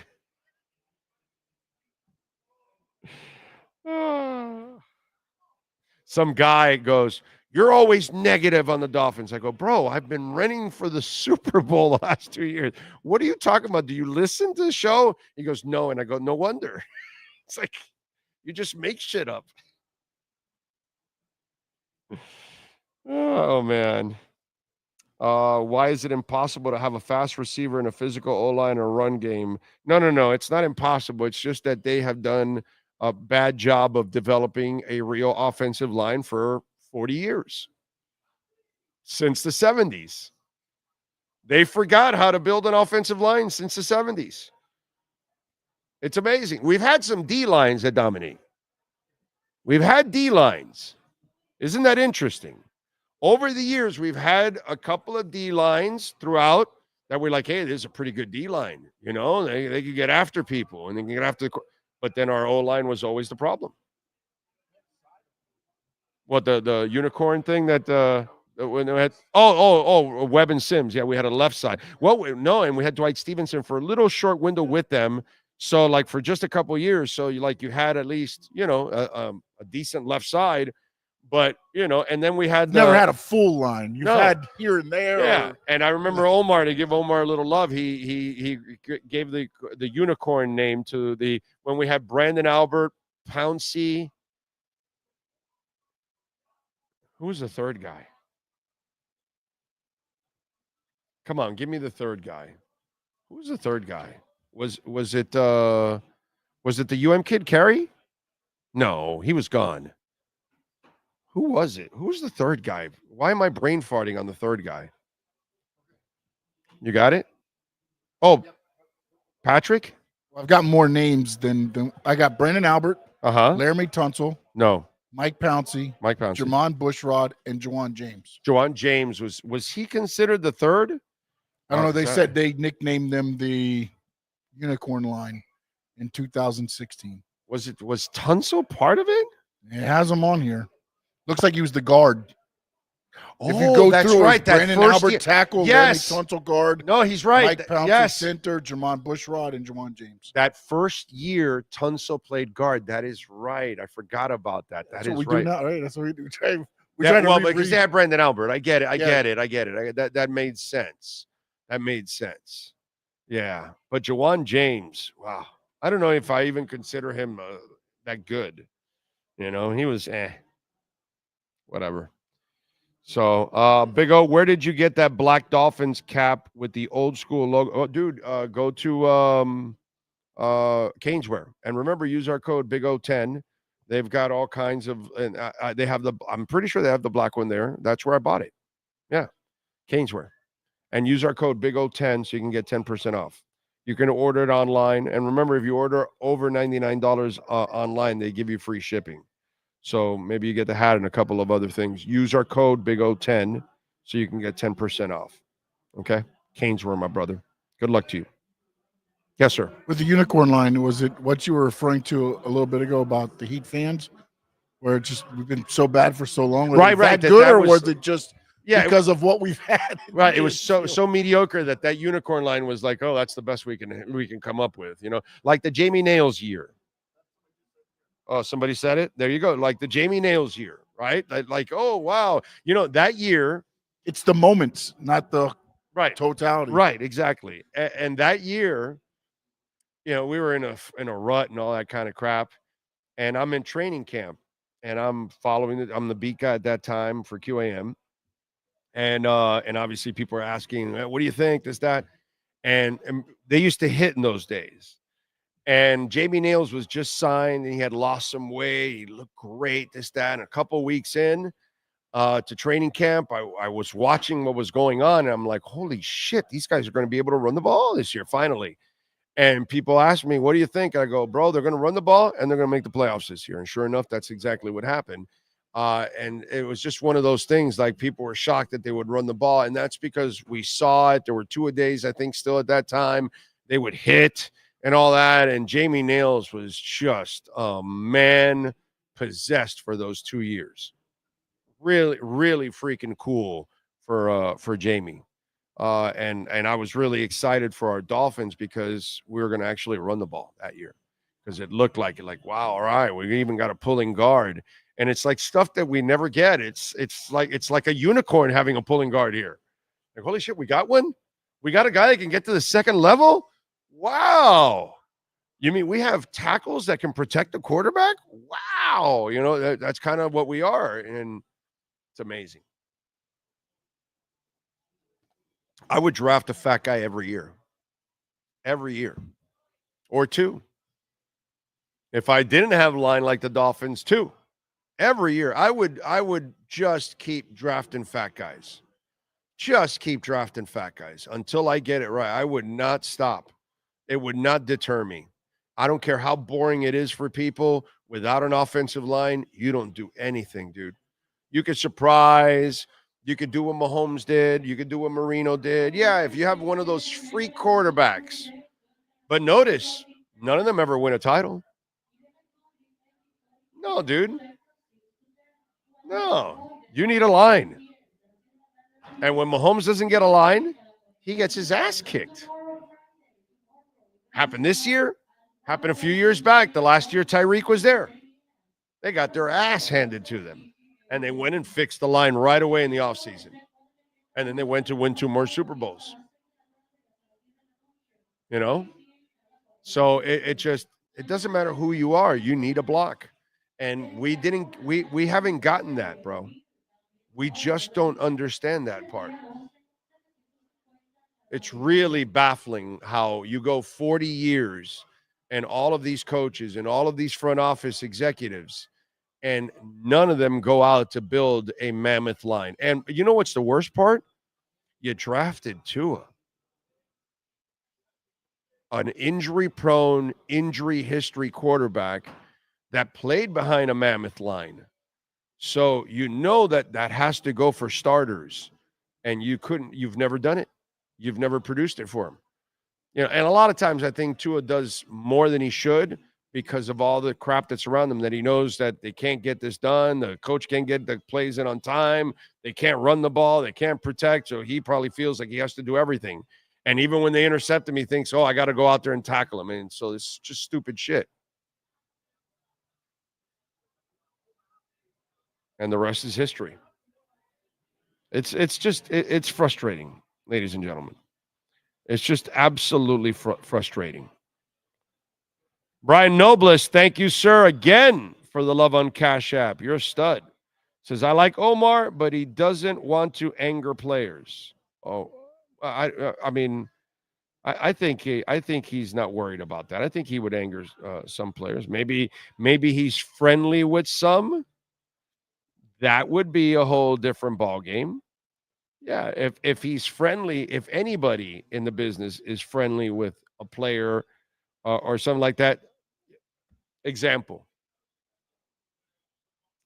Last night, I turned on Channel 7 News at 10 o'clock, Sean Stanley.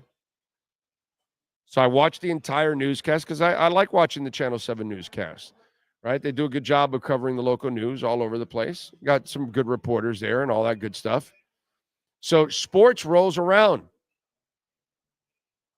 And what's the name of the young kid? Moser, right? Josh Moser. So he does his whole thing. You know where I'm going, right? There was a story missing.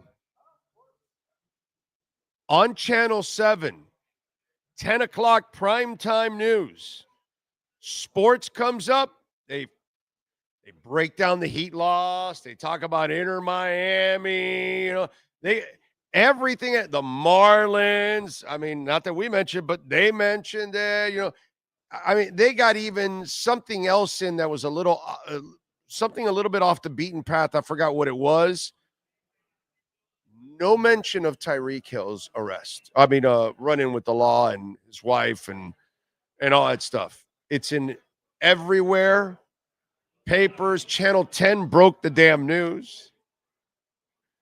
So who's on Channel 7 on Sunday nights? Oh, wait a minute. It's Drew Rosenhaus. And wait a minute. Who does he represent? Tyreek Hill. So Channel 7 News chose in the 10 o'clock hour. I don't know if they did it at 5 and 6. I didn't watch those newscasts, so I don't really care. But it doesn't matter. It should have been there at the 10 o'clock newscast. You do sports for they gave, and it was a long sports block. You could tell it was a slow news day because they gave sports quite a few minutes. No mention of Tyreek's issue.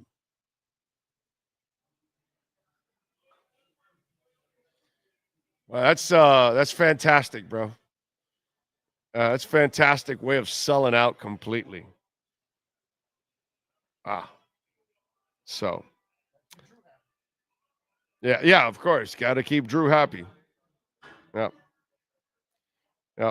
Anyway. Let's see. Was Reggie White a long-lost relative of Archie Bunker? Did you watch it? It was great, dude. It was so funny. He stereotyped every type of person. It's great.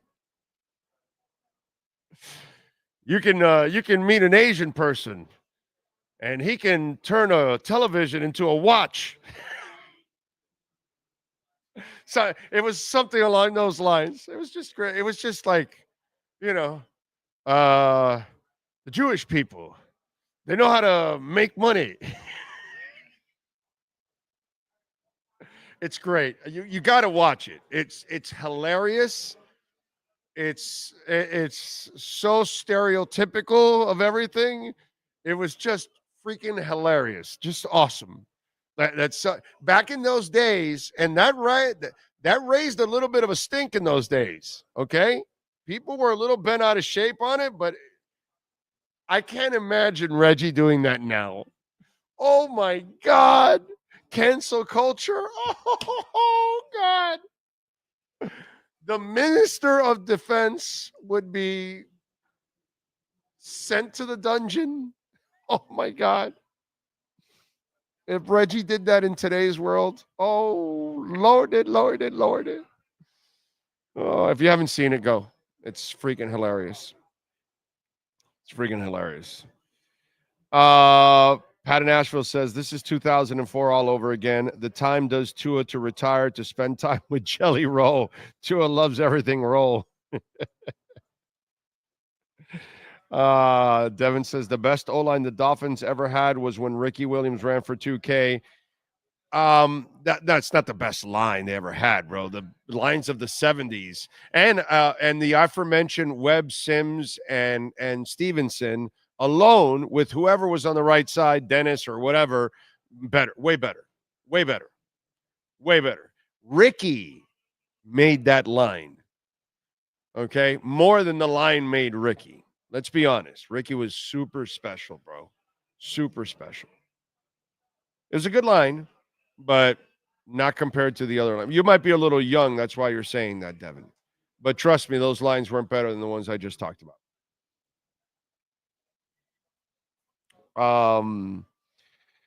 Big O, I rewinded. I know you said it falls on Greer for Tyreek guarantee, but with McDaniel possibly somehow involved, can you finally just admit Greer, whether influence or not, drop? What? Do you listen to the show?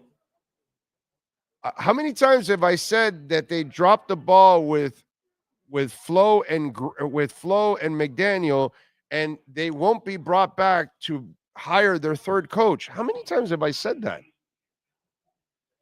You guys want to like refresh Frankie there because he's here all the time, and like, how many times have I said that McDaniel, as much as I like Greer on the personnel side, what's burned them is the coaching. Because they hired the wrong two coaches. And it's going to end up costing them their jobs because they won't be given a chance to be hiring a third coach. How many times have I said that?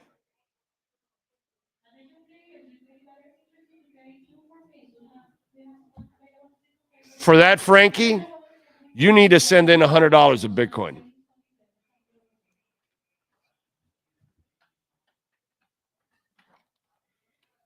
Stevenson didn't get to play with, he was already gone?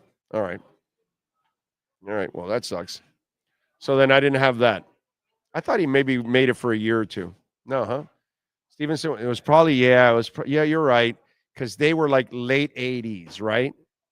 And then Stevenson was, yeah, I think you're right about that. Yeah, you're right. They probably didn't play together. I thought they got in a year or two. I really thought they got in 2, actually. My bad. What? What happened? What, you laughing at something? All right. What else do we have? By the way, today going to see the neurosurgeon.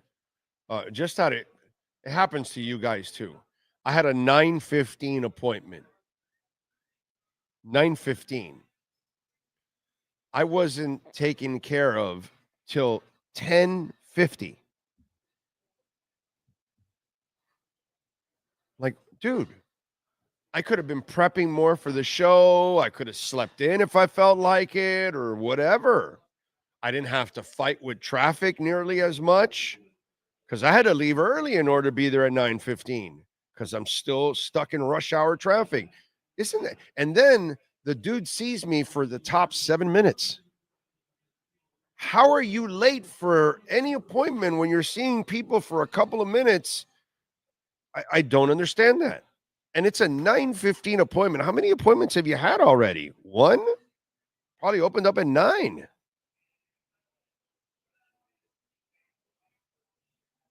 That to me, those are things that doctors do to us, and I find it disrespectful, unacceptable. It blows my mind how disrespectful and disgraceful that is. How they just abuse our time. Like our time doesn't matter, only theirs. And dude, I know I need the information. And let me tell you something. Luckily, it was something super serious. Because if I didn't go take that MRI and go through the hell of the MRI on Sunday, and I'm dying to find out if, everything's all right. And, I feel fine, but I got to know, you know what I'm saying? And if it wasn't for, I would have left. I would tell them, yo, just email me the results and just tell me what it is because I'm not doing this. Or call me if you want. We'll do a Zoom when you're ready. Because that let me tell you, that part of doctors, it frosts my ass. You're 5, 10, 15 minutes. Okay, man. But we start going in a half hour, 45, an hour and a half. I'm 2 hours. I'm waiting there. No, dude. No. I got work to do. I got things I got to do. I can't sit here with, do nothing. And I'm just waiting for your ass to see me for 7 minutes. Let me test my reflexes, this, that. Oh, yeah, everything's fine. You're great. No swelling, no nothing. I don't need to, cut you up or anything. Nope, that's it. And surgeons love to do surgery. So I'm kosher. I'm good. Bro, you made me wait nearly 2 hours for 7 minutes? Jesus, man. That just pisses me off. That just right that dollar there pisses me off. All right, let's get to our 3A Graphics sports calendar. Why don't we? Inter Miami got it done last night. They beat LAFC in the CONCACAF Champions Cup to advance in the next round. Messi with goals in the 35th and 84th minute. The PK. Allen added the 61st. That seeing eye goal. That thing got through everybody, man. It was awesome. 3-1, so they advance. Sunday, by the way, they are back in action, and they take on Chicago on the road at 4:30. All right. And then they don't play again until next Saturday, and it'll be MLS. No CONCACAF action next week. They'll be at Columbus on the 19th on a Saturday, so they're back in action on Saturday. The Heat, well, they choked like dogs in a key moment where they had a chance to lock in the 9th spot in the play-in and maybe even a chance for the 8th still. The Heat end up losing to the Bulls and choking it away 119 and 111. The Bulls, by the way, swept them this season 3-0. Josh Giddey played like the star. Bam and Tyler choked like dogs. Saturday at Beyond Bankcard Field, the ladies are back in action. Fort Lauderdale United, they are hosting the DC Power FC. Game time will be at 7:30. And that is your 3A Graphics sports calendar. By the way, last night the Warriors lost to the Spurs, 114 to 111. So they're in the play-in. I love it, play-in, Jimmy. Like it. Lakers beat the Mavs Mavs beat the Lakers last night. I'm sorry, Lakers beat the Mavs last night as Luka went off for 45 points, 8 rebounds, 6 assists, 4 steals. Shot 8 of 10 from three-point range. And obviously the fire Nico chants and everything, all that. I mean, it just, did you see the pictures of Mark Cuban sitting in the row there, and he's like shaking his head because the fans are going after Nico and all that stuff. It's like none of that would ever have happened with Cuban there, bro. None of that. There's no way he parts with Doncic. No way he trades Doncic. No way. It's impossible. Cuban gets it, dude. He did everything to take care of Nowitzki while he was there. Nowitzki could never, ever complain while he was with the Dallas Mavericks because that owner did anything and everything to win, and they did get one at least. But Cuban always tried and always took care of Nowitzki, bro. He was a great owner for them. So it just, wow. Yeah, but awesome. Revenge for the kid. Good for him. AD, by the way, only had 13 points in that game. 3 of 13 shooting. He had 11 rebounds, 6 assists, 1 block, and 4 turnovers. What were you going to say? No, yeah, at least he survived the game. Yeah. That is a good point. At least he survived the game. Yes. Brian Nobles, bro, you're on a roll. Thank you for another Cash App. You are man. Same here in the Pandal, having to wait almost 3 hours. Oh, sir, Panhandle, is that what it is? You're at the Panhandle? 3 hours, bro. That's crazy. It's crazy. It's so disrespectful that doctors do that to us. Incredibly disrespectful. You know? I'd rather see a traveling witch doctor. Well, you know. Ty in the Bronx put Tim Ruddy. Oh, there was a center. He was, you know what? Tim Ruddy was a solid center, bro. He gets a bad rap because freaking, what's the guy's name? That enormous human being that played for the Bills that dominated him.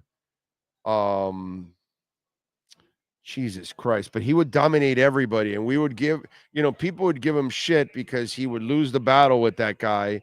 But he would defend himself and do a solid job against everybody else. The guy that I'm talking about can move him a house, bro. He was a hell of a player. He just wasn't better than him.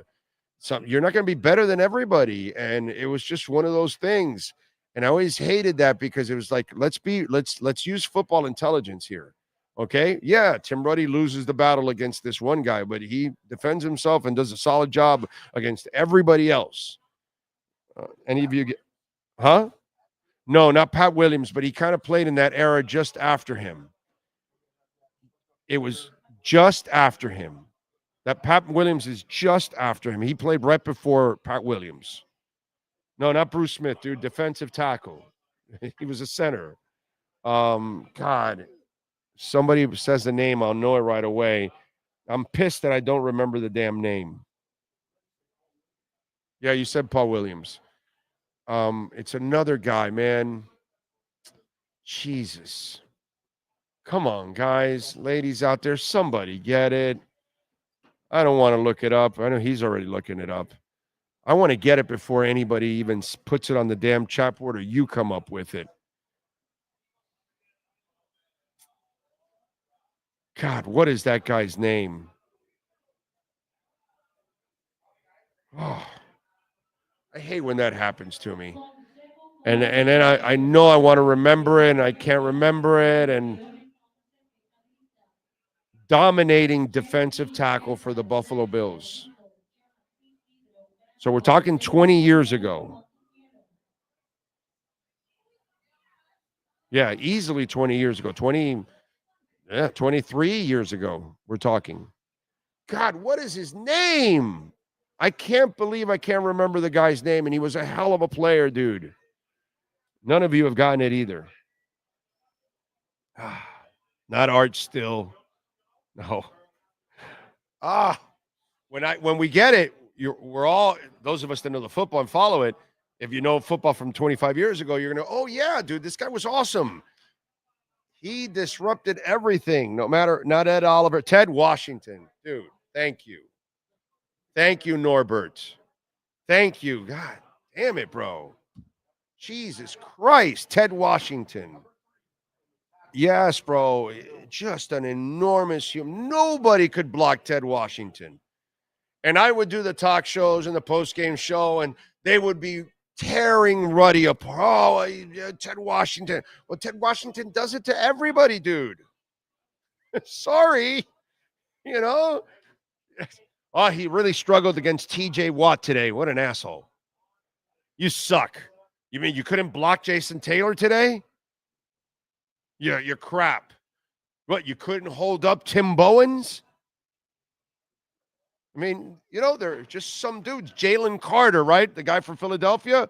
Jesus Christ. That's Ted Washington. Jalen Carter. That's Ted Washington. It's just a guy that is disruptive. Aaron Donald. And we would, not me, I would defend Tim, but the Dolphins would kill him. And I was like, bro, that's Ted Washington. You guys don't call next week. And then you don't call 3 weeks from now because they're not playing Ted Washington. But twice a year, yeah, it's going to be a pain in the ass for Tim. I feel bad for Tim. Yes, he needs help and all that. And yeah.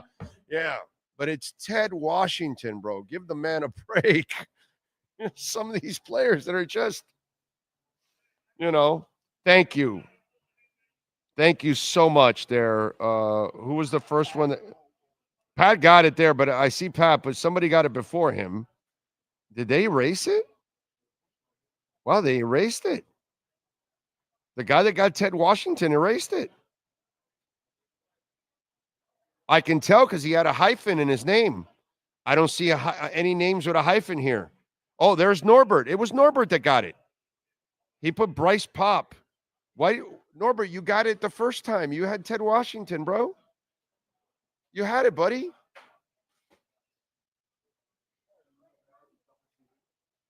I don't know why you changed it.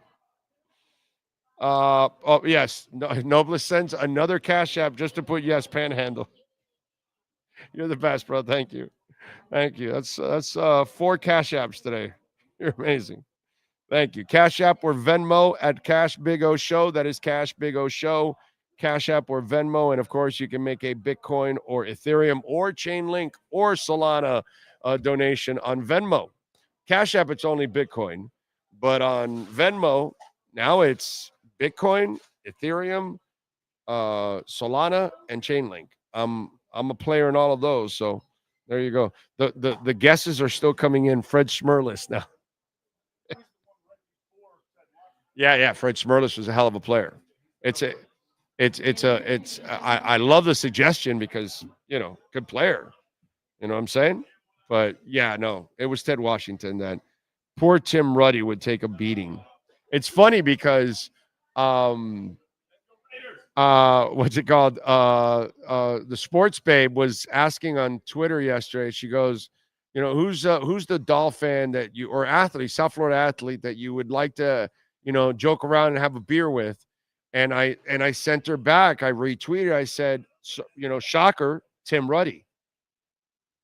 And if anybody watched Tim Ruddy in press conferences, they may have been Belichick's the most boring. Tim Ruddy might have been the second most boring press conferences of mankind. Monotone, we got to prepare. They're going to be tough today. Hey, Tim, you want to talk about the win? Well, it was a good win. We really needed it. Yeah, that was Tim Ruddy. But then on Fridays, I've told this story before, right? On Fridays, it was off the record with Tim Ruddy. And so Tim would hold court pretty much, right at his locker. And a couple of us, it was like maybe 5-6 of us, because on Fridays, there wasn't a lot of media. Most of the media went on Wednesdays and Thursdays because those were the busy days. You got all your players, you got all your sound bites for all your things. And then on Friday, it was only the hardcore beat people, me and the writers, pretty much, maybe 1 or 2 TV stations. But the TV stations didn't take part in this. So a few of the writers and myself, now the rule was all pads were put away, so the writers could not write. The electronic guys could not record, right? Everything was off the record. And we barely talked football. Life, pop culture, music, finances, politics, whatever. Because, Tim was a Notre Dame grad. Tim's smart as a mother effer, okay? But he had a personality that nobody knew about.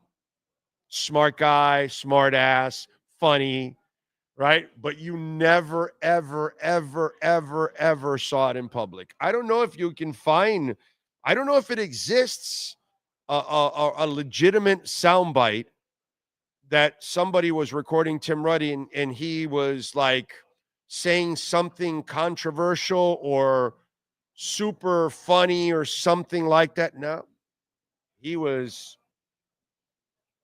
straight and narrow and monotone and boring, and he did it on purpose. And then on Fridays, and it was something that developed, that it came out of nowhere because, one of the things that you'll learn about football whenever you start covering football, usually the smartest guys are in the offensive line group.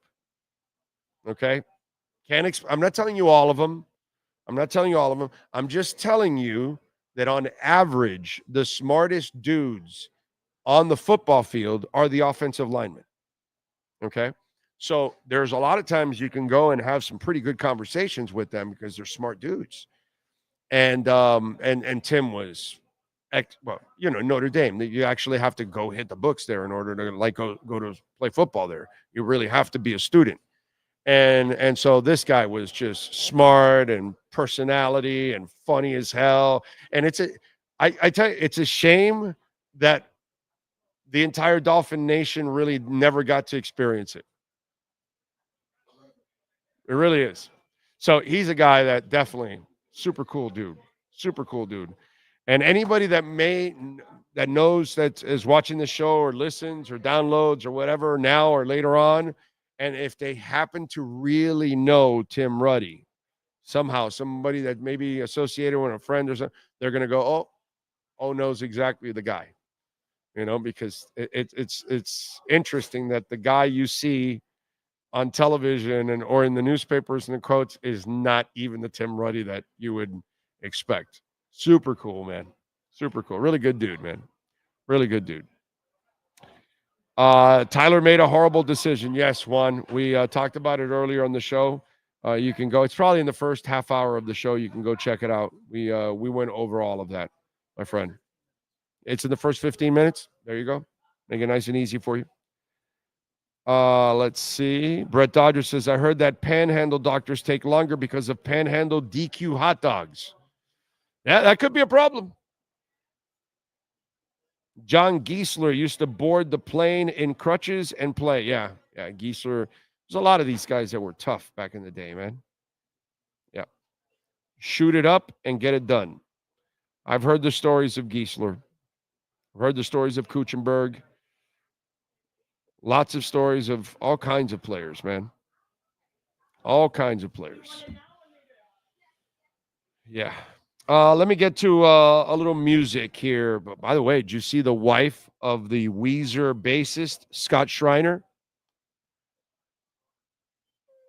Let me give you a little bit of advice there, Sean. Something that you should never do, just in case.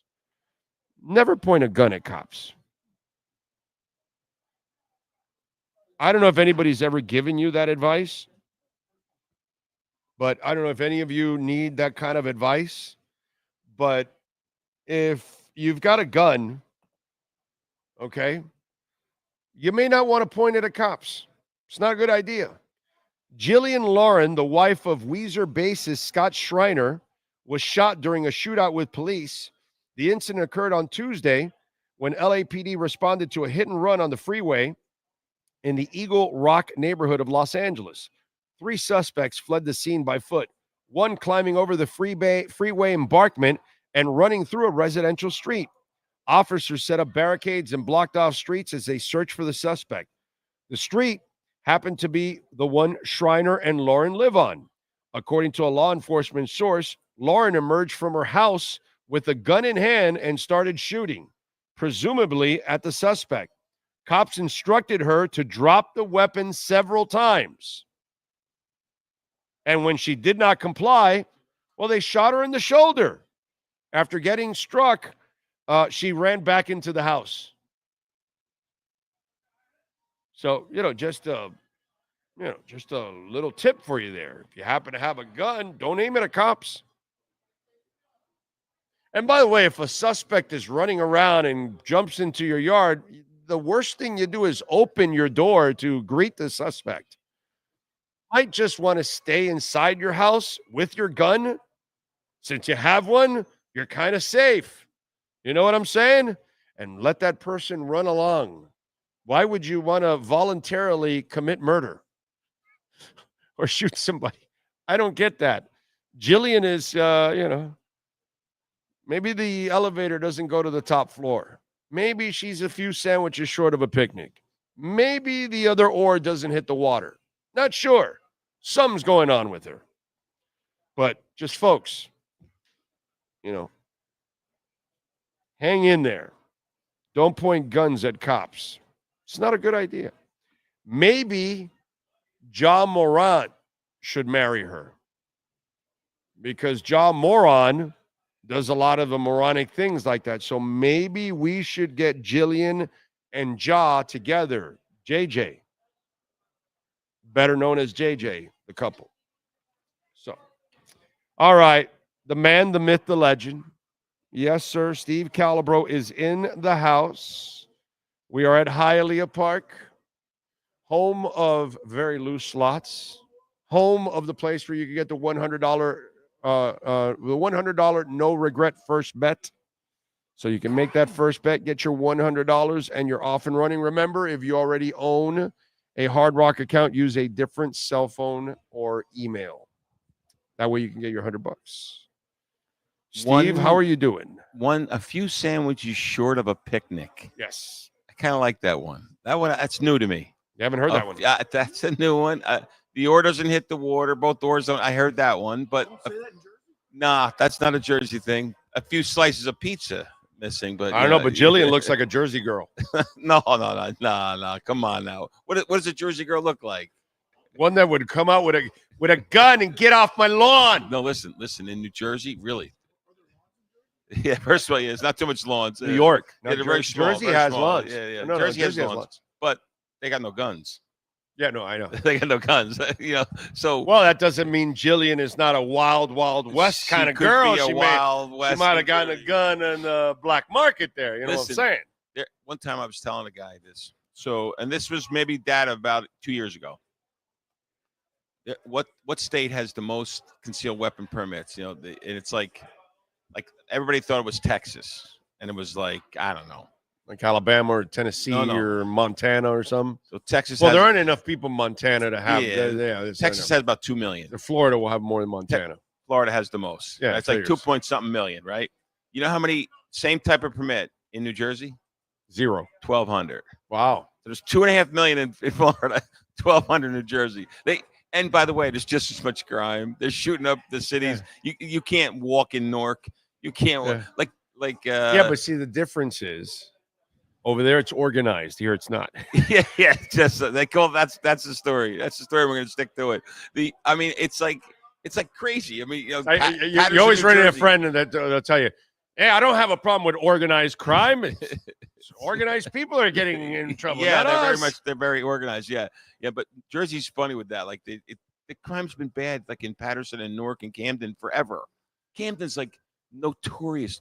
See, people don't understand. They know Newark because it's like, on the other side, armpit of the world and blah blah blah. Right. Oh, by the way, Newark, like in the last 50 years, little Jersey stats here. It leads in auto theft in the country. Wow. Like, the entire nation leads in auto theft. Now, why is that? And I think I contributed a little. I never stole any cars. Well, it's probably a lot easier to ship it out of there in all the different ports you have right around the Northeast there. Port Newark is right. Port Elizabeth's right there. Yeah. So my buddy's car, Mike Connors, good guy. He's a Jet fan. We don't hold that against him. Mike Connors, Mannix. Same spelled the same way. He owns a Round Hole in a Dough. It's a nice bagel shop in Point Pleasant, New Jersey. I love Mannix. By the way, one of my favorite opening theme songs. It's Mannix. Yes. Well, Mike Connors. Seriously. Mike Connors is a friend. He lives next door to my other friend, Tony. Right? So great bagel shop. You got to go to the shop in Round Hole in a Dough, Point Pleasant, New Jersey. You must go. Okay. Next time you're in Point Pleasant. I will. But he has this beautiful Jeep. It's unbelievable. It's like one of those, beautiful, got all the modern technology in it, right? Gets stolen. He's in Jersey, gets stolen, blah, blah, blah, right? And so like 3 years later, they call him up. They find it somewhere in the Middle East. In the Middle East, they find it like in, I don't know, Afghanistan or something like that. It got shipped. They put right on the port. Listen, they steal that car at 5 o'clock. It's on the boat at like 7. Yeah. You know what I mean? Yeah. Now, there's another thing. When the old school, because once they put it inside the thing, they can't check it. Yeah, I mean but it's even better than that. So I grew up just south of Rahway, not in the prison, near the hospital, not the prison. That prison's famous. Hurricane Carter. Boxing match in the prison. Right. Yeah, I used to ride my bike right past it every day. But anyhow, so that in Rahway, there's all these junkyards, and they steal the cars. They steal the cars in Newark and piece them up, and they just slice them up. Steal a car at 5 o'clock. It's in a million pieces by 7, 6 o'clock. Right. And how did I contribute? Well, I was poor when I was growing up. I had a car. I'd go to the junkyard and get any good used part. Yeah. They're cheap as anything. Like, Yeah. 1/3, 1/4 of the price of the When I had a regular car. 280ZX, that's where I would go get They had parts. plenty of 280ZXs. I would. They're stealing them like they left back it. in the day. I would go to the junkyards and pick up stuff See? from my 280ZX So good old- all so- the time, dude. So my point about the whole gun thing is like, Newark, everybody knows the crime. Camden is significantly worse. Like nobody really talks about Camden. It's so bad they don't even deal with it. It's just like horrible. Like I saw it on a list of like the top 20 worst cities in the country, like literally like a couple days ago. Yeah, we made the list again. We've been making the list. You know who's from there? A good football player. You'll know him. Who? Heisman Trophy, I believe. Mike Rozier. Oh, okay. Oilers. Yeah, with the Oilers. Yep, Mike Rozier went back, got arrested 3 or 4 times in Camden. You Nebraska, right? Yeah, Nebraska, but he was Nebraska. Oklahoma or Nebraska? Probably Nebraska.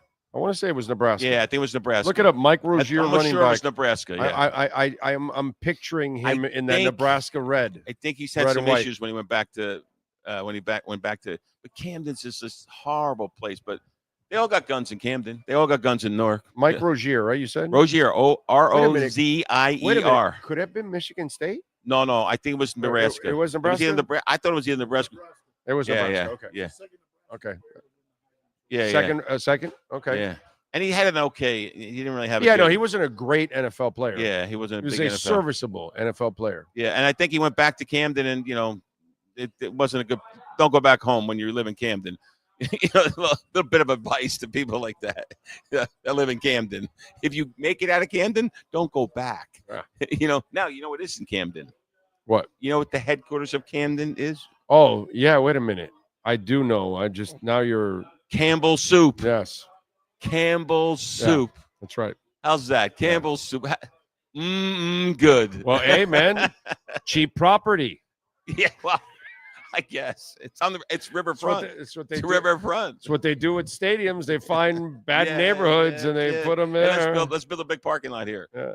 Anyhow, what's going on? We haven't talked Tyreek Hill. We haven't talked one bit about sports. We're talking about crime. But And Tyreek Hill really motivates you for the season, doesn't he? Well, he does. I guess I don't know where he's going to celebrate Father's Day this year, but it's going to be he's going to have to pick. He's got a couple choices. He's got a whole bunch of places, but I don't know if he's wanted in any of them. Well, I don't know if there'll be much celebrating either. Yeah, poor Tyree. I mean, no poor. Come on. No, that's all self-inflicted. Poor us. Well, poor us. Poor Miami Poor us Dolphin that they guaranteed him this year that they shouldn't have, and now we have to deal with it this year. It sucks. Yeah, and this is the year when we have I don't know, but that Tyreek is. So, is there 1 or 2 babies in the most recent baby mama? That the recent baby mom. This? You mean the wife? The current wife. Yeah. Yes. They have a baby. I saw that it was reported that she's pregnant again. Oh. Now that wasn't part of the follow-up story yesterday at all. So maybe it's one. Maybe it's one. Maybe there is another one on the way. One and one on the way. Somebody reported about 2 weeks ago that the wife is pregnant again with their second child, and it's going to be their 13th. Their 13th. Yeah, well, his 13th. His 13th, yeah. His 13th. 13 kids. And he's going to be so broke. Because she takes half now. Yeah, because they're married, yeah. Well, maybe they got a prenup. Hopefully he's got a prenup. You don't think he's like really a reasonable thinker, Come on, that would be horrific. This is a guy that has baby mamas all over the country. Thinking is not in his. So he's taken the model of his role model is hopefully not, but I say this. What's the guy that the receiver for Pittsburgh? Antonio Brown. Antonio Brown, right? 88 million, and he's bankrupt. He makes 80. He made 88 million in the NFL. Yeah, and he doesn't have a penny. Yeah. I mean, come on. And this guy will be broke. Insane. And this guy will be broke. That's insane. Well, but Tyreek's going to make like 150 million, and he'll be broke. You can't have that many baby mamas. All those kids have to live a lifestyle. Yeah, certain lifestyle. Yeah. Okay. Yeah, man. Oh, and their spouse, their mama, is going to want to have some lifestyle also to raise. Oh, the well, child. that's the kid doesn't really get the lifestyle. The kid doesn't get the money either. The kid gets good diapers and stuff, but she's gonna wear her, whatever designer stuff and all that. Yeah. Because there's plenty of money. It's like, this child needs at least $18,000 a month to get by. Yes, no, it'll die if it doesn't have $27,000 in a month. No, of course not. Most of us can live on that for the year, but your kids don't get $18,000 a month. No, 38. 38. Well, it's big O. Yeah, big O. It's of course. Big O. Come on. Hey, now what about that? Let's 18,000, please. That gets you, non-brand name stuff. 18,000 gets you a lot of non-brand stuff. Hey, what about this? Can we just put an end to it? Can we start like a petition of all fans throughout the United States that are NFL fans? Let's not one article be written about the Aaron Rodgers maybe he's going someplace else. Can we just start a petition that who cares? It's the dead time. I know, but just stop writing about Aaron Rodgers. This is exactly what he did when he went from Wisconsin to. Problem is that too many people are reading about it. No, and so the media knows. So it's just like it's the trade Tyreek thing. Half the media doesn't really realize that they can't trade him, and then the other half is just using it as clickbait. They know they can't trade him because fiscally they just cannot move him right now. But yet fans will read anything and will, bite it hook, line, and sinker, and they'll take it. And that's the same thing with Aaron Rodgers. People are just, and it's obvious the guy wants to play in Minnesota. Yeah. He could care less. Can Pittsburgh just say, forget it? Thanks, but no thanks? Well, they have no quarterback. That's their problem. Yeah, but I think so. You know what it is? So you can either have no quarterback or you can have cancer. That's what I think. Locker room cancer. I know, but the problem is there are no quarterbacks. So you have to take whatever you can get. So maybe Tommy DeVito's going to be available. So you're convinced they're taking Shedeur, huh? I think yes. I think they should take Jackson. I just read an article where they say that Shedeur doesn't want to be taken by the Giants, the Browns, and who's the other team that's there?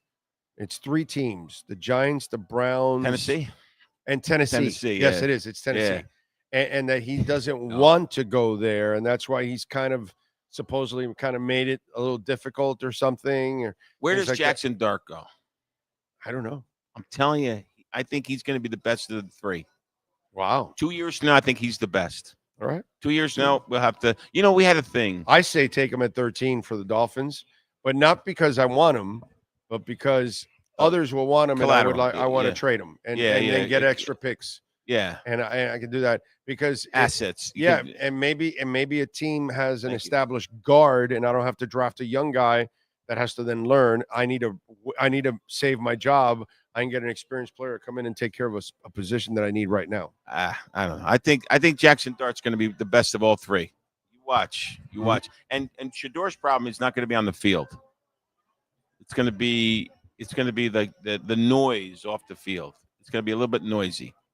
I think Deion's going to get in his way. Oh no, I don't. I think he is. I think it's the other way around. I'm a Shedeur guy. So I get it. I'm a Shedeur guy. I think the kid can play. You'll be a Giant fan. I think. Will they block for him? Well, they have somebody who can block for him. Okay, they have to block for him. You know what I mean? Because any quarterback needs an offensive line. No, he's not the guy that you depend on as an athlete. They're not going to afford to have a good offensive line.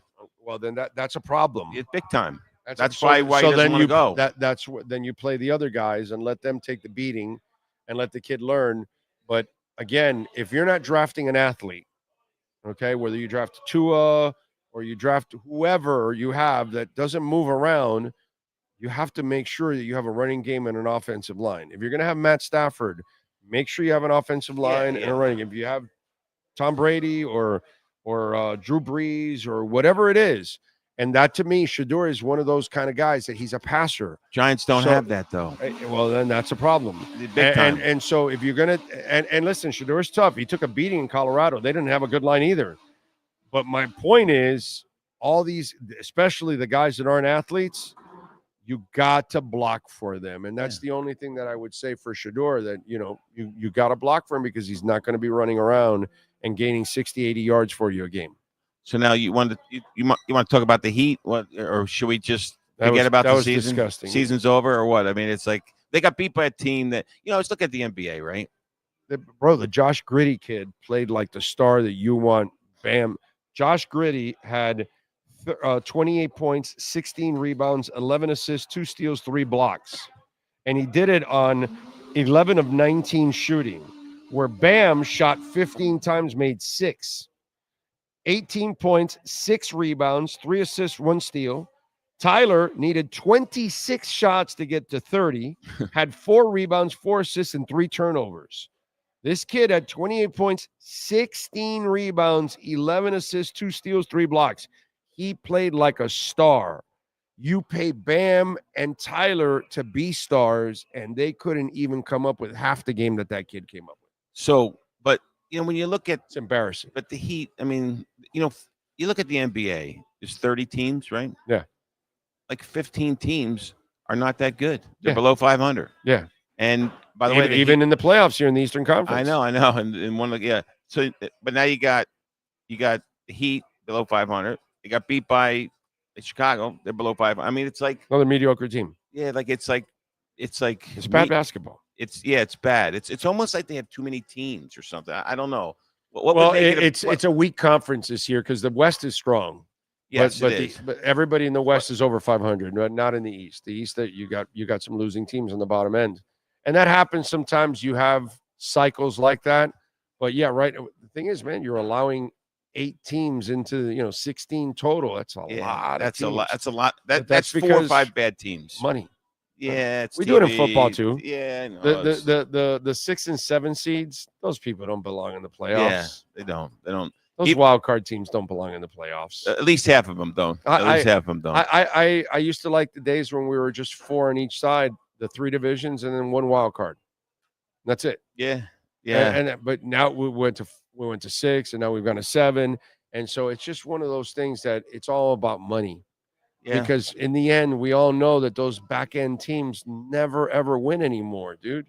So now we're going to move on to another sports thing. We didn't even mention it. We should have mentioned it at the start. I'm sort of ahead. Oh, Inter Miami, yeah, big win. No, Inter Miami. That was a big comeback. That was a huge comeback. Huge comeback. And Messi, I mean, he's amazing. Did you see those 2 goals? The one goal was like amazing. And did you see the penalty shot? Yeah. It was like sort of slow motion or something. Yeah, he had like a little delay so he can get the goalie to commit. It was then wild. It was, but it looked almost awkward, but he was planning it. Yes. It's really exceptional. Yeah, it's a new thing But what I was going to talk about was, that I'm the half-ass UF alumni, Yeah. Donated. Oh, the Gators are national championship. Gators are national championship. National champions. Did you bet? I bet a little. I didn't bet a lot. So here's what I bet. I bet the game. And then for some reason, I was, I went to the sucker bets, and I thought they were going to score more than 71 points. I lost that one. Okay. I lost that one, but I bet the game. It was on 1.5. They win by 2. So you knew it was good. But the game at the end was like, it was just like that kid screwed it up. Unfortunately, I felt bad for the kid. I feel bad number for the kid. 21. Yeah, I forgot the kid's name. Yeah, 21. But those 2 turnovers at the end were. No, but the last one I guess he just should have shot it, but he felt he was going to get blocked, and he didn't want to travel. Right. I get it. I get what he did. But it's still a mistake. But the mistake before was huge. That was the killer. That was the coffin. That was the nail in the coffin. That was the nail in the coffin. But it was good to see. Last time they won. I feel bad for that kid because that kid is not. Oh man, he's got to be in a bad place right now. I have he's probably talking to himself, but look, he was on a great team. They got to the place, but they didn't. He's going to feel like it's all on me for a long time. He's got Scott Norwood syndrome for a while. Yeah. But I got a little New Jersey connection. This has been a stretch. I'm really stretching a New Jersey connection thing here. So by the way, who was the other day that had a Jersey connection? All right, go ahead. There's a lot of them. There's so many of you. He gets excited. No, there was something we were talking about, and the person was born in Jersey. Was it an entertainment when we were doing the birthdays or something? Jack Nicholson? Huh? Yeah, that's why. Jack Nicholson, born in New Jersey. Yes. Listen, I'm bouncing all over the place here. I'm going way off. It's my ADHD going all over the place now. So buddy of mine tells me, he goes, "Hey, listen, what's a good movie?" Goodfellas. That's a good movie. And he thought I was going to say Godfather 2, which is a great movie. Don't get me wrong, great not movie. 3. So I tell him, no, not 3. Watching 1 and 2, nice, good rainy afternoon, right? Yes. But I'm telling you, That's a long-ass rainy afternoon, by the way. 6 hours, as a matter of 5 or 6 hours. That's a monsoon afternoon. Yeah, you can't get out because it's flooded. No, that's it. That's it. When the second one's done, you're under 8 foot of water already at that point. One Flew Over the Cuckoo's Nest. Oh yeah, Jack. Yeah. Now my buddy misunderstands it because I kind of do some, I kind of maybe mislead him that it's a comedy. I say, come on, Jack Nicholson, one of the greatest lines. So, Mr. McMurphy, why do you think you're here? The doctor, he goes, I don't know, Doc. I think I like to fight and fuck too much. Right? I mean, come on, that's one of the greatest lines in movie history. Right, yeah. Right? Now, one of the greatest scenes in movie history. It's a sports scene. So I'm bringing it to sports here. Right. Nurse Ratched won't let them vote. They vote about watching the World Series. Uh-huh. And the TV's up, it's one of those old 1960 TVs. And the vote, it goes a little wacky, and they vote against it, so to speak. Not enough guys vote. And Nicholson's pissed. And he's fuming. And he's looking up at that TV, and it's not on. It's just a blank TV. And he starts calling the game. Koufax winds it up. He starts doing a thing. And then the other nut jobs start cheering. Right. And then all of a sudden, Nicholson says, "Somebody get me a waiter before my head blows up." And he's excited about watching the World Series that isn't really on the TV. Come on, that's good. That's good film. It's a great film. And then the Chief. Yeah. Juicy fruit. Oh, it's son of a bitch, Chief. I knew it, Chief. I knew it. The acting in that movie. It was fantastic. Now my buddy was pissed at me because I guess I said all those lines to him, and he thought comedy. Well, I mean, and then he writes me a text. He goes, "I'm so sad. I can't. I'm crying. Go to bed." Right? It was great. I mean, it was. My buddy Eddie's a great guy. There's comedic moments to it, but yeah. Yeah, he's not going to be following any movies that I recommend anymore. But one last thing about the Jersey connection. So back to UF. This is a real stretch. Oh, yeah, right. Huge stretch. Uh-huh. No. When's the last time the UF won the basketball Final Four? With the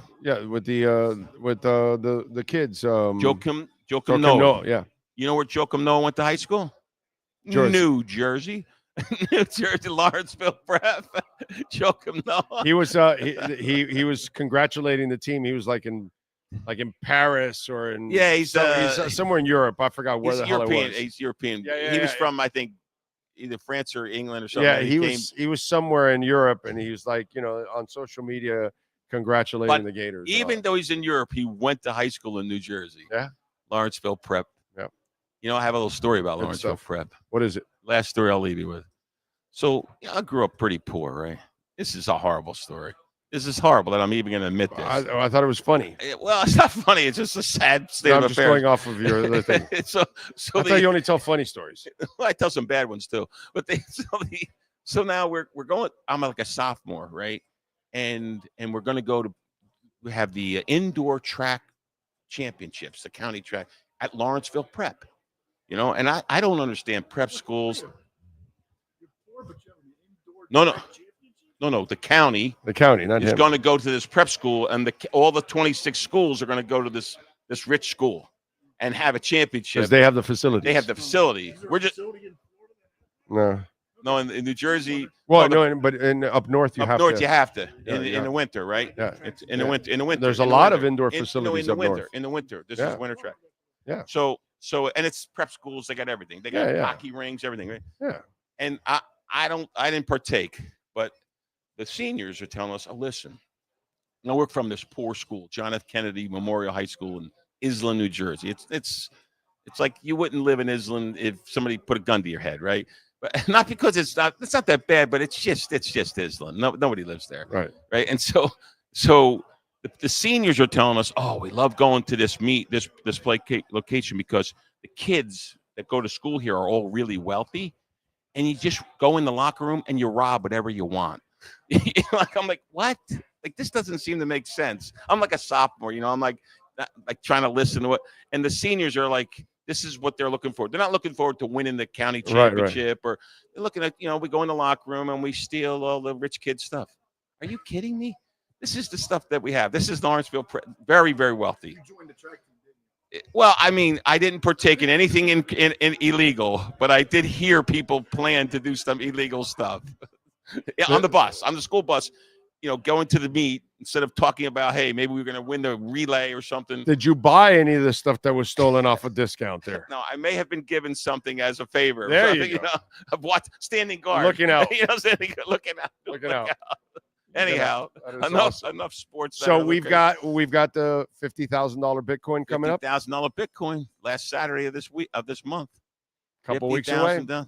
50, and then the following month, your chance to win $50,000 of Bitcoin, and now's the time because there's a nice 26. Dip. Yeah, it's a little early this Saturday. And there's a nice dip, so that 50 oh is my going to grow. It might get damn near. Not It'll turn to 70 soon. Yeah, it'll turn to 70 soon. Yeah, very soon. Yeah, it's going to be very soon. We're gonna pop in a couple months. He'll juice the markets, dude. He'll juice it, or Powell will have to start dropping rates, which he might. That would be weird. Let's see what happens. It's a game of chicken. Hey, listen. What do we have here? Which one? Damn, I don't see it. Let me refresh it. I don't see Pat of Nashville's text. You want to read it? Yeah, he said, tell Steve that Charles Colin was also from New Jersey, probably the most prolific serial killer. Charles Cologne? Colin. Oh, C-U-L-L. Wait, no, but my brother-in-law's name is Cullum, not Colum. So, not related. The last one I have from Pat in Nashville says Steve Reek has more babies than babies are us. Steve Reek. It's the Reek like Tyreek has more no. babies than babies are us. That's the last one I have of him.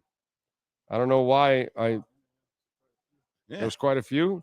Like, I don't know why it's not refreshing on my end. Well, he's got some data. That's some weird. I didn't know that the we have everything in Jersey. Basically, what he's proving, who's that? Who's the listener? Pat in Nashville. Pat in Nashville is proving that New Jersey has a little bit of everything. Yes, a little bit of everything, right? Pretty much. Pretty bit of everything, right? Pretty much. All so right. if they play the slot machines downstairs, you get entries every time, so you can win the $50,000. You have to be here live, okay? And that'll be what day? Because the 30th is on a Wednesday. 26th. So it's a 26th. A little early. So it's Saturday night, the 26th. You got to be here. Saturday night, 1 a.m. So it's like really like it's Sunday morning. Yeah, but it's Saturday night. But We're it's Saturday. partying. We don't know Just what's come 1 out o'clock. Saturday night, and then at 1 a.m. You get in the car at 9 o'clock at night, 8 o'clock at night. You come out, you party all night. You know, we're gonna have a nice DJ outside with an 80s dance party. Oh wow, 80s dance party. Well, I'm gonna bring the wife here. It's gonna be nice. Well, anyways, I got to win them. You want to win the Bitcoin anyhow? I want to win the Bitcoin. Yeah. I definitely got to win it. Oh, by the way, did you guys get we got to get Tangent for it. We don't know what we're doing, right? Buy a Tangent so you can then load it in for the winner. Yeah, load it in for the winner. I got to talk to Mike about it. Okay, Mike. Yeah, the wallet, the Tangent wallet. Yeah. You have two, one for you and one for them, the winner. Yours will be active, and then you have the winner set it up, and then they give you the code, and then you copy and paste. First you test it. You send them, $5-10. Yeah. And then you send them the rest. Okay. So I'll be there if you need me. Seriously. You might be the winner. Well, I might. Well, if I'm the winner, then I'll definitely walk you. No, but seriously, if you guys need any help for that, and I'll come and I'll help. I'll help you for that. That's not a problem. I've got experience with you helping people with Tangent wallets. Right. Exactly. I've experienced the experts counseling and advising. Well, no, it's counseling. We try coaching. Counseling and coaching. That's what it's a Bitcoin coach. You're a Bitcoin coach. We So try. So you've blended cryptocurrency with sports. Yes. And you become a crypto coach. Yes, basically. It's a whole new career for you. That's it. We're going with crypto coach. That's Big it. O, the coach. Coach Yeah, O. but not a financial advisor. Not a by financial, any no, stretch. No, not a financial advisor, but you're Coach O. I know nothing. I see Crypto nothing. Coach O. Crypto Coach O. Crypto Coach O. He's the CCO. They've had CEOs. We have CCO. Yeah, there you go. Yeah, Crypto Coach O. CCO. I like that. Wait, what's O? I like that. So, by the way, do you know what the next giveaway is already? Gold bars. We're going strictly gold bars. I love it. You're taking. We're going all in. Bitcoin and gold. Next bars. thing we're going to be giving away tariffs. We're going with the current news. I don't know. Eliminate tariffs. We're eliminating tariffs. Yeah, we're going to pay. And by the way, we're going to pay your tariff. Best part about coming out here to Hialeah Park, we don't charge you any tariffs for coming. Yeah, no tariffs here. No tariffs at the food. This is tariff free. Tariff free at the poker tables. Tariff free downstairs with the machines. Yeah. Tariff free the entire time here at Hialeah Park. We take care of you here. Crypto, gold bars, and tariff free. This is the place you want to be. It's a beautiful thing. Be good, guys. All right, Take my care. brother. Thank you, sir. There you go. The great Steve Calabro. Thank you, my man. Appreciate you immensely. Have a good one, sir. Yes. It was good. It was good. We had fun. We were all over the place. All right, my brother. Thank you. Let's get to a little birthdays. Let's do that. Let's talk about who was born on this date on April 10th. Let's start off with musicians born on this date. Actress, singer, songwriter Mandy Moore was born on this date in 1984. Let's see. Andrew Dost from the band Fun. We Are Young. Let's see who else.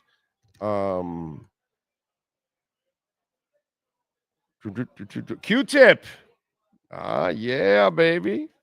Born in 1970. Happy birthday to the hip hop star.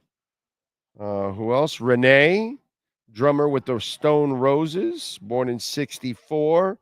Actually, Mike Moshak. He is a guitarist for Stained, born in 1970. Skipped him. Brian Setzer, Stray Cats. I'm a stray cat strut. I'm a ladies' cat. I'm feeling Casanova. Hey, man, that's that. Let's see. Born in 1959. Katrina Leskanich from Katrina and the Waves. Born in 1959 on this date. Steve Gustafson from the 10,000 Maniacs. Born in 1957. Eddie Hazel, guitarist and singer with Parliament Funkadelic, born in 1950. Ernest Stewart, keyboardist for KC and the Sunshine Band, 1950. And Bunny Wailer, singer, songwriter, percussionist with the Wailers, with Bob Marley. Carl Russell, the dude in the Hughes Corporation. Well, I'd like to know if you got the notion. Anyway, there's two girls and a guy. Carl Russell was the guy. Born in 1947 on this date. Let's see. There's a lot of people. This was a pretty big list, I got to say. All right. Next up, let's go with other famous folks celebrating birthdays today. David Harbour, the actor, is 50 years old. Daisy Ridley, actress, is 33. Babyface, producer, 66.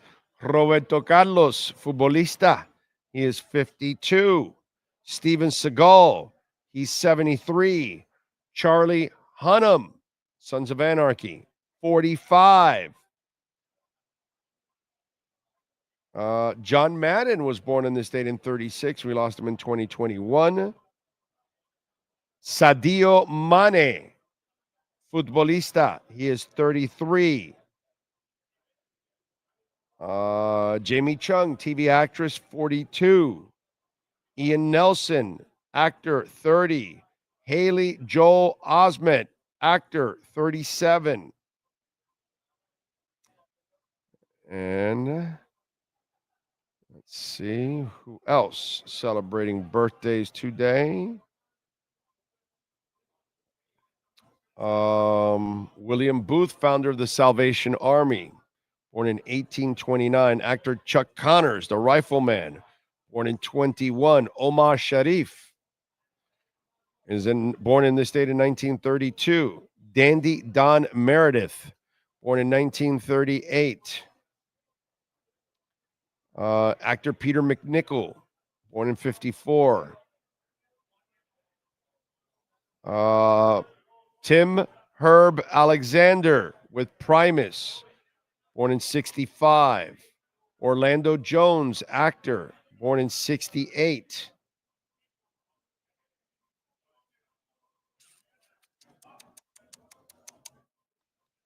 And who else? Who else do we have here? Nope, that's it. You got some wrestlers for me, my man?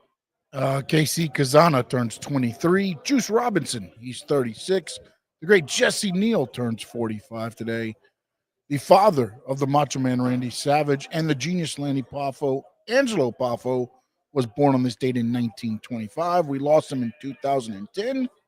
And the great Paul Bearer was born on this date in 1954. Sadly, we lost him in 2013. Those are your birthdays. April 10th, 2025. All right. Music history. What happened today on April 10th in music history? Well, we start off in 1992, where Axl Rose left town before a Chicago sheriff could arrest him for allegedly starting a riot in St. Louis. Guns N' Roses show in the summer of 91 because the singer fled. The band canceled their gigs in the Windy City and Detroit. In 94, 10,000 people gathered for a vigil in Seattle for the late Nirvana singer Kurt Cobain. There, his widow, whatever. In 1970, Doors keyboardist Ray Manzarek dragged singer Jim Morris off the stage during a gig in Boston after the rocker asked the audience, "Would you like to see my genitals?" Theater management turned off the power, fearing a repeat of the incident a year earlier where Jim was arrested for lewd and lascivious behavior here in Miami for showing his tallywhacker. And please, can we call it a tallywhacker? Penis is so personal. Anybody know what movie that is from? In 76, Peter Frampton, Frampton Comes Alive, topped the album charts where it remained there for 10 weeks. And this young man bought that album in 76 in New Jersey. Where's Steve? In 68, Mickey Hart accepted an invitation from Bob Kreutzmann to join the Grateful Dead. In 62, Stu Sutcliffe died of a brain hemorrhage at the age of 22. He was the original bassist of the Beatles for 18 months. And in 2008, Fall Boy bassist Pete Wentz announced his engagement to pop singer Ashley Simpson in a post on his blog. That's what happened today in music history. I stumped you guys, huh? Oh, Pat in Nashville, you bastard. You got it. Porky's. Very good. It's the principal. It's the scene when they've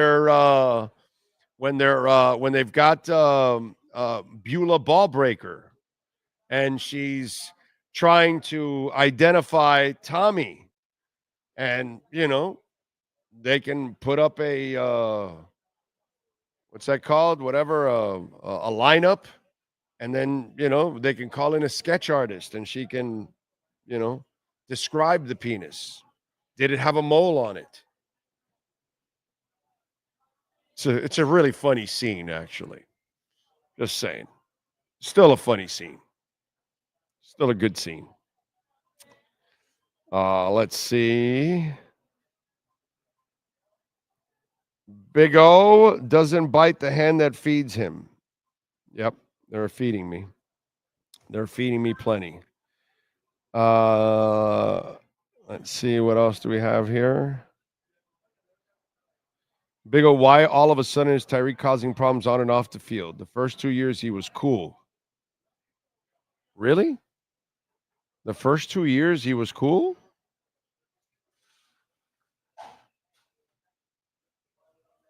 I don't think so. He must have done some stuff during the first 2 years, right? The Pierce stuff was 2 years, easily 2 years ago or 3 years ago already. I don't know. Just put the search engine on the thing. I think that was his second year here. I think that was like the off season after his first year, Frankie. I think right after his first year, and by the way, he dropped footballs too. Every year he dropped footballs. Every year he's been here. I'm pretty sure the boating incident happened right in the first off season. I'm pretty sure of that. 2023. Yeah. So yeah. What day? Was it? Yeah, June 27th, the summer. Yeah. 23. Right. Yeah. So, yeah, after the first year, he got in trouble right away. So, he's been in trouble since he was in college. This is who he's been. And he probably did a lot of stupid shit in Kansas City. They just hit it. That's all. Sometimes that happens. Did you know that Antonio Brown, Ben Roethlisberger, and Le'Veon Bell were as bad as they were until it just kind of became so obvious with Pittsburgh? Can you imagine all the shit they hid?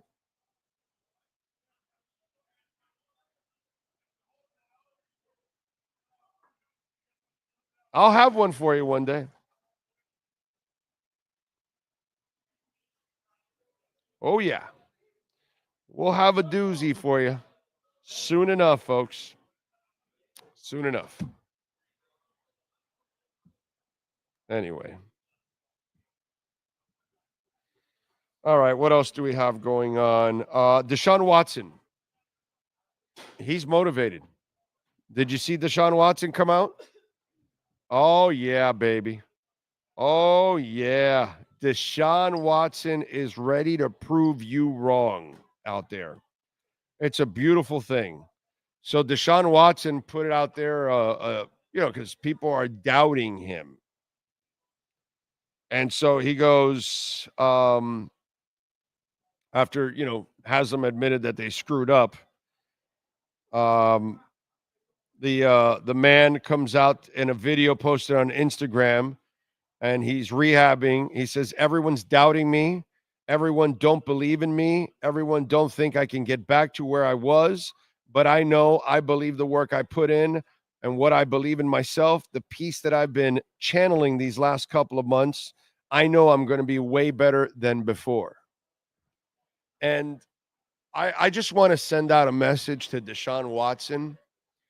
My man, people aren't doubting you. Okay, I would tell you on average, most everybody doesn't doubt you anymore.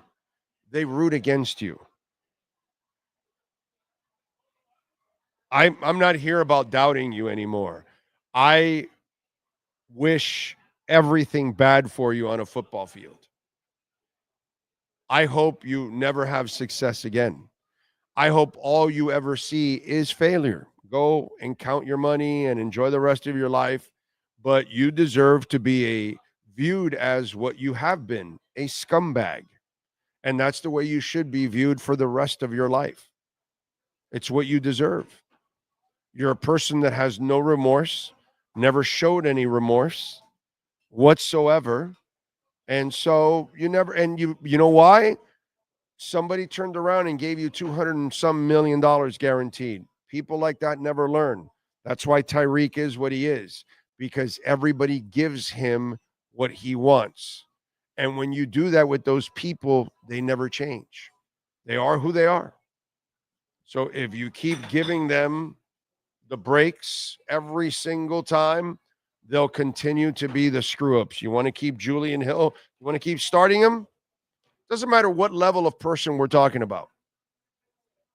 You don't reward screw-ups by giving them even more rewards. And it doesn't matter what screw-up it is, whether it's your kid that wants to watch television but is not doing the homework. But if you keep letting them watch television, they'll never do the homework.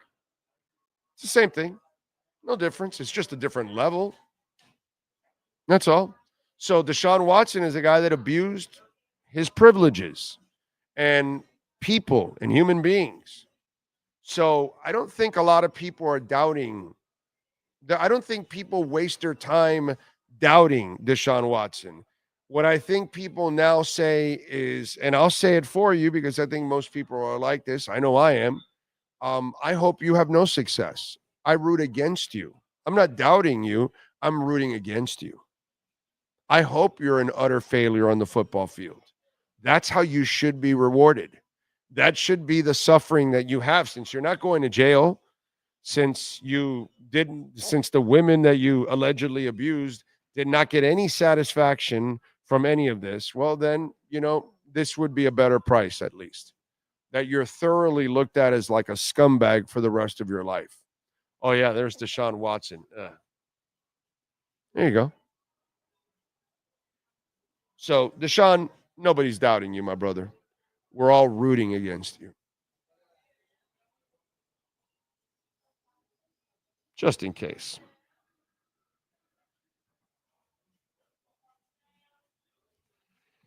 All right. Time to wrap it up. We thank, of course, Mr. Brunetti and the Brunetti family have always been very supportive of our show over the years, over the decades. It's been a sponsor of ours for about 20 years. So we appreciate that, Steve Calabro, as always. Thank you, Steve. As always, appreciate you. And we thank all the people out here at Hialeah Park, making it nice and easy for us to broadcast every single Thursday. Come on out and join us. We'd appreciate it immensely. We thank this man here, Sean Stanley, as always, putting it all together. We shall see you tomorrow morning, live from Acura of Pembroke Pines at 15601 Pines Boulevard, just off of I-75 in Pines. We'll see you tomorrow at 10 a.m. Same time, same place, same bat channel.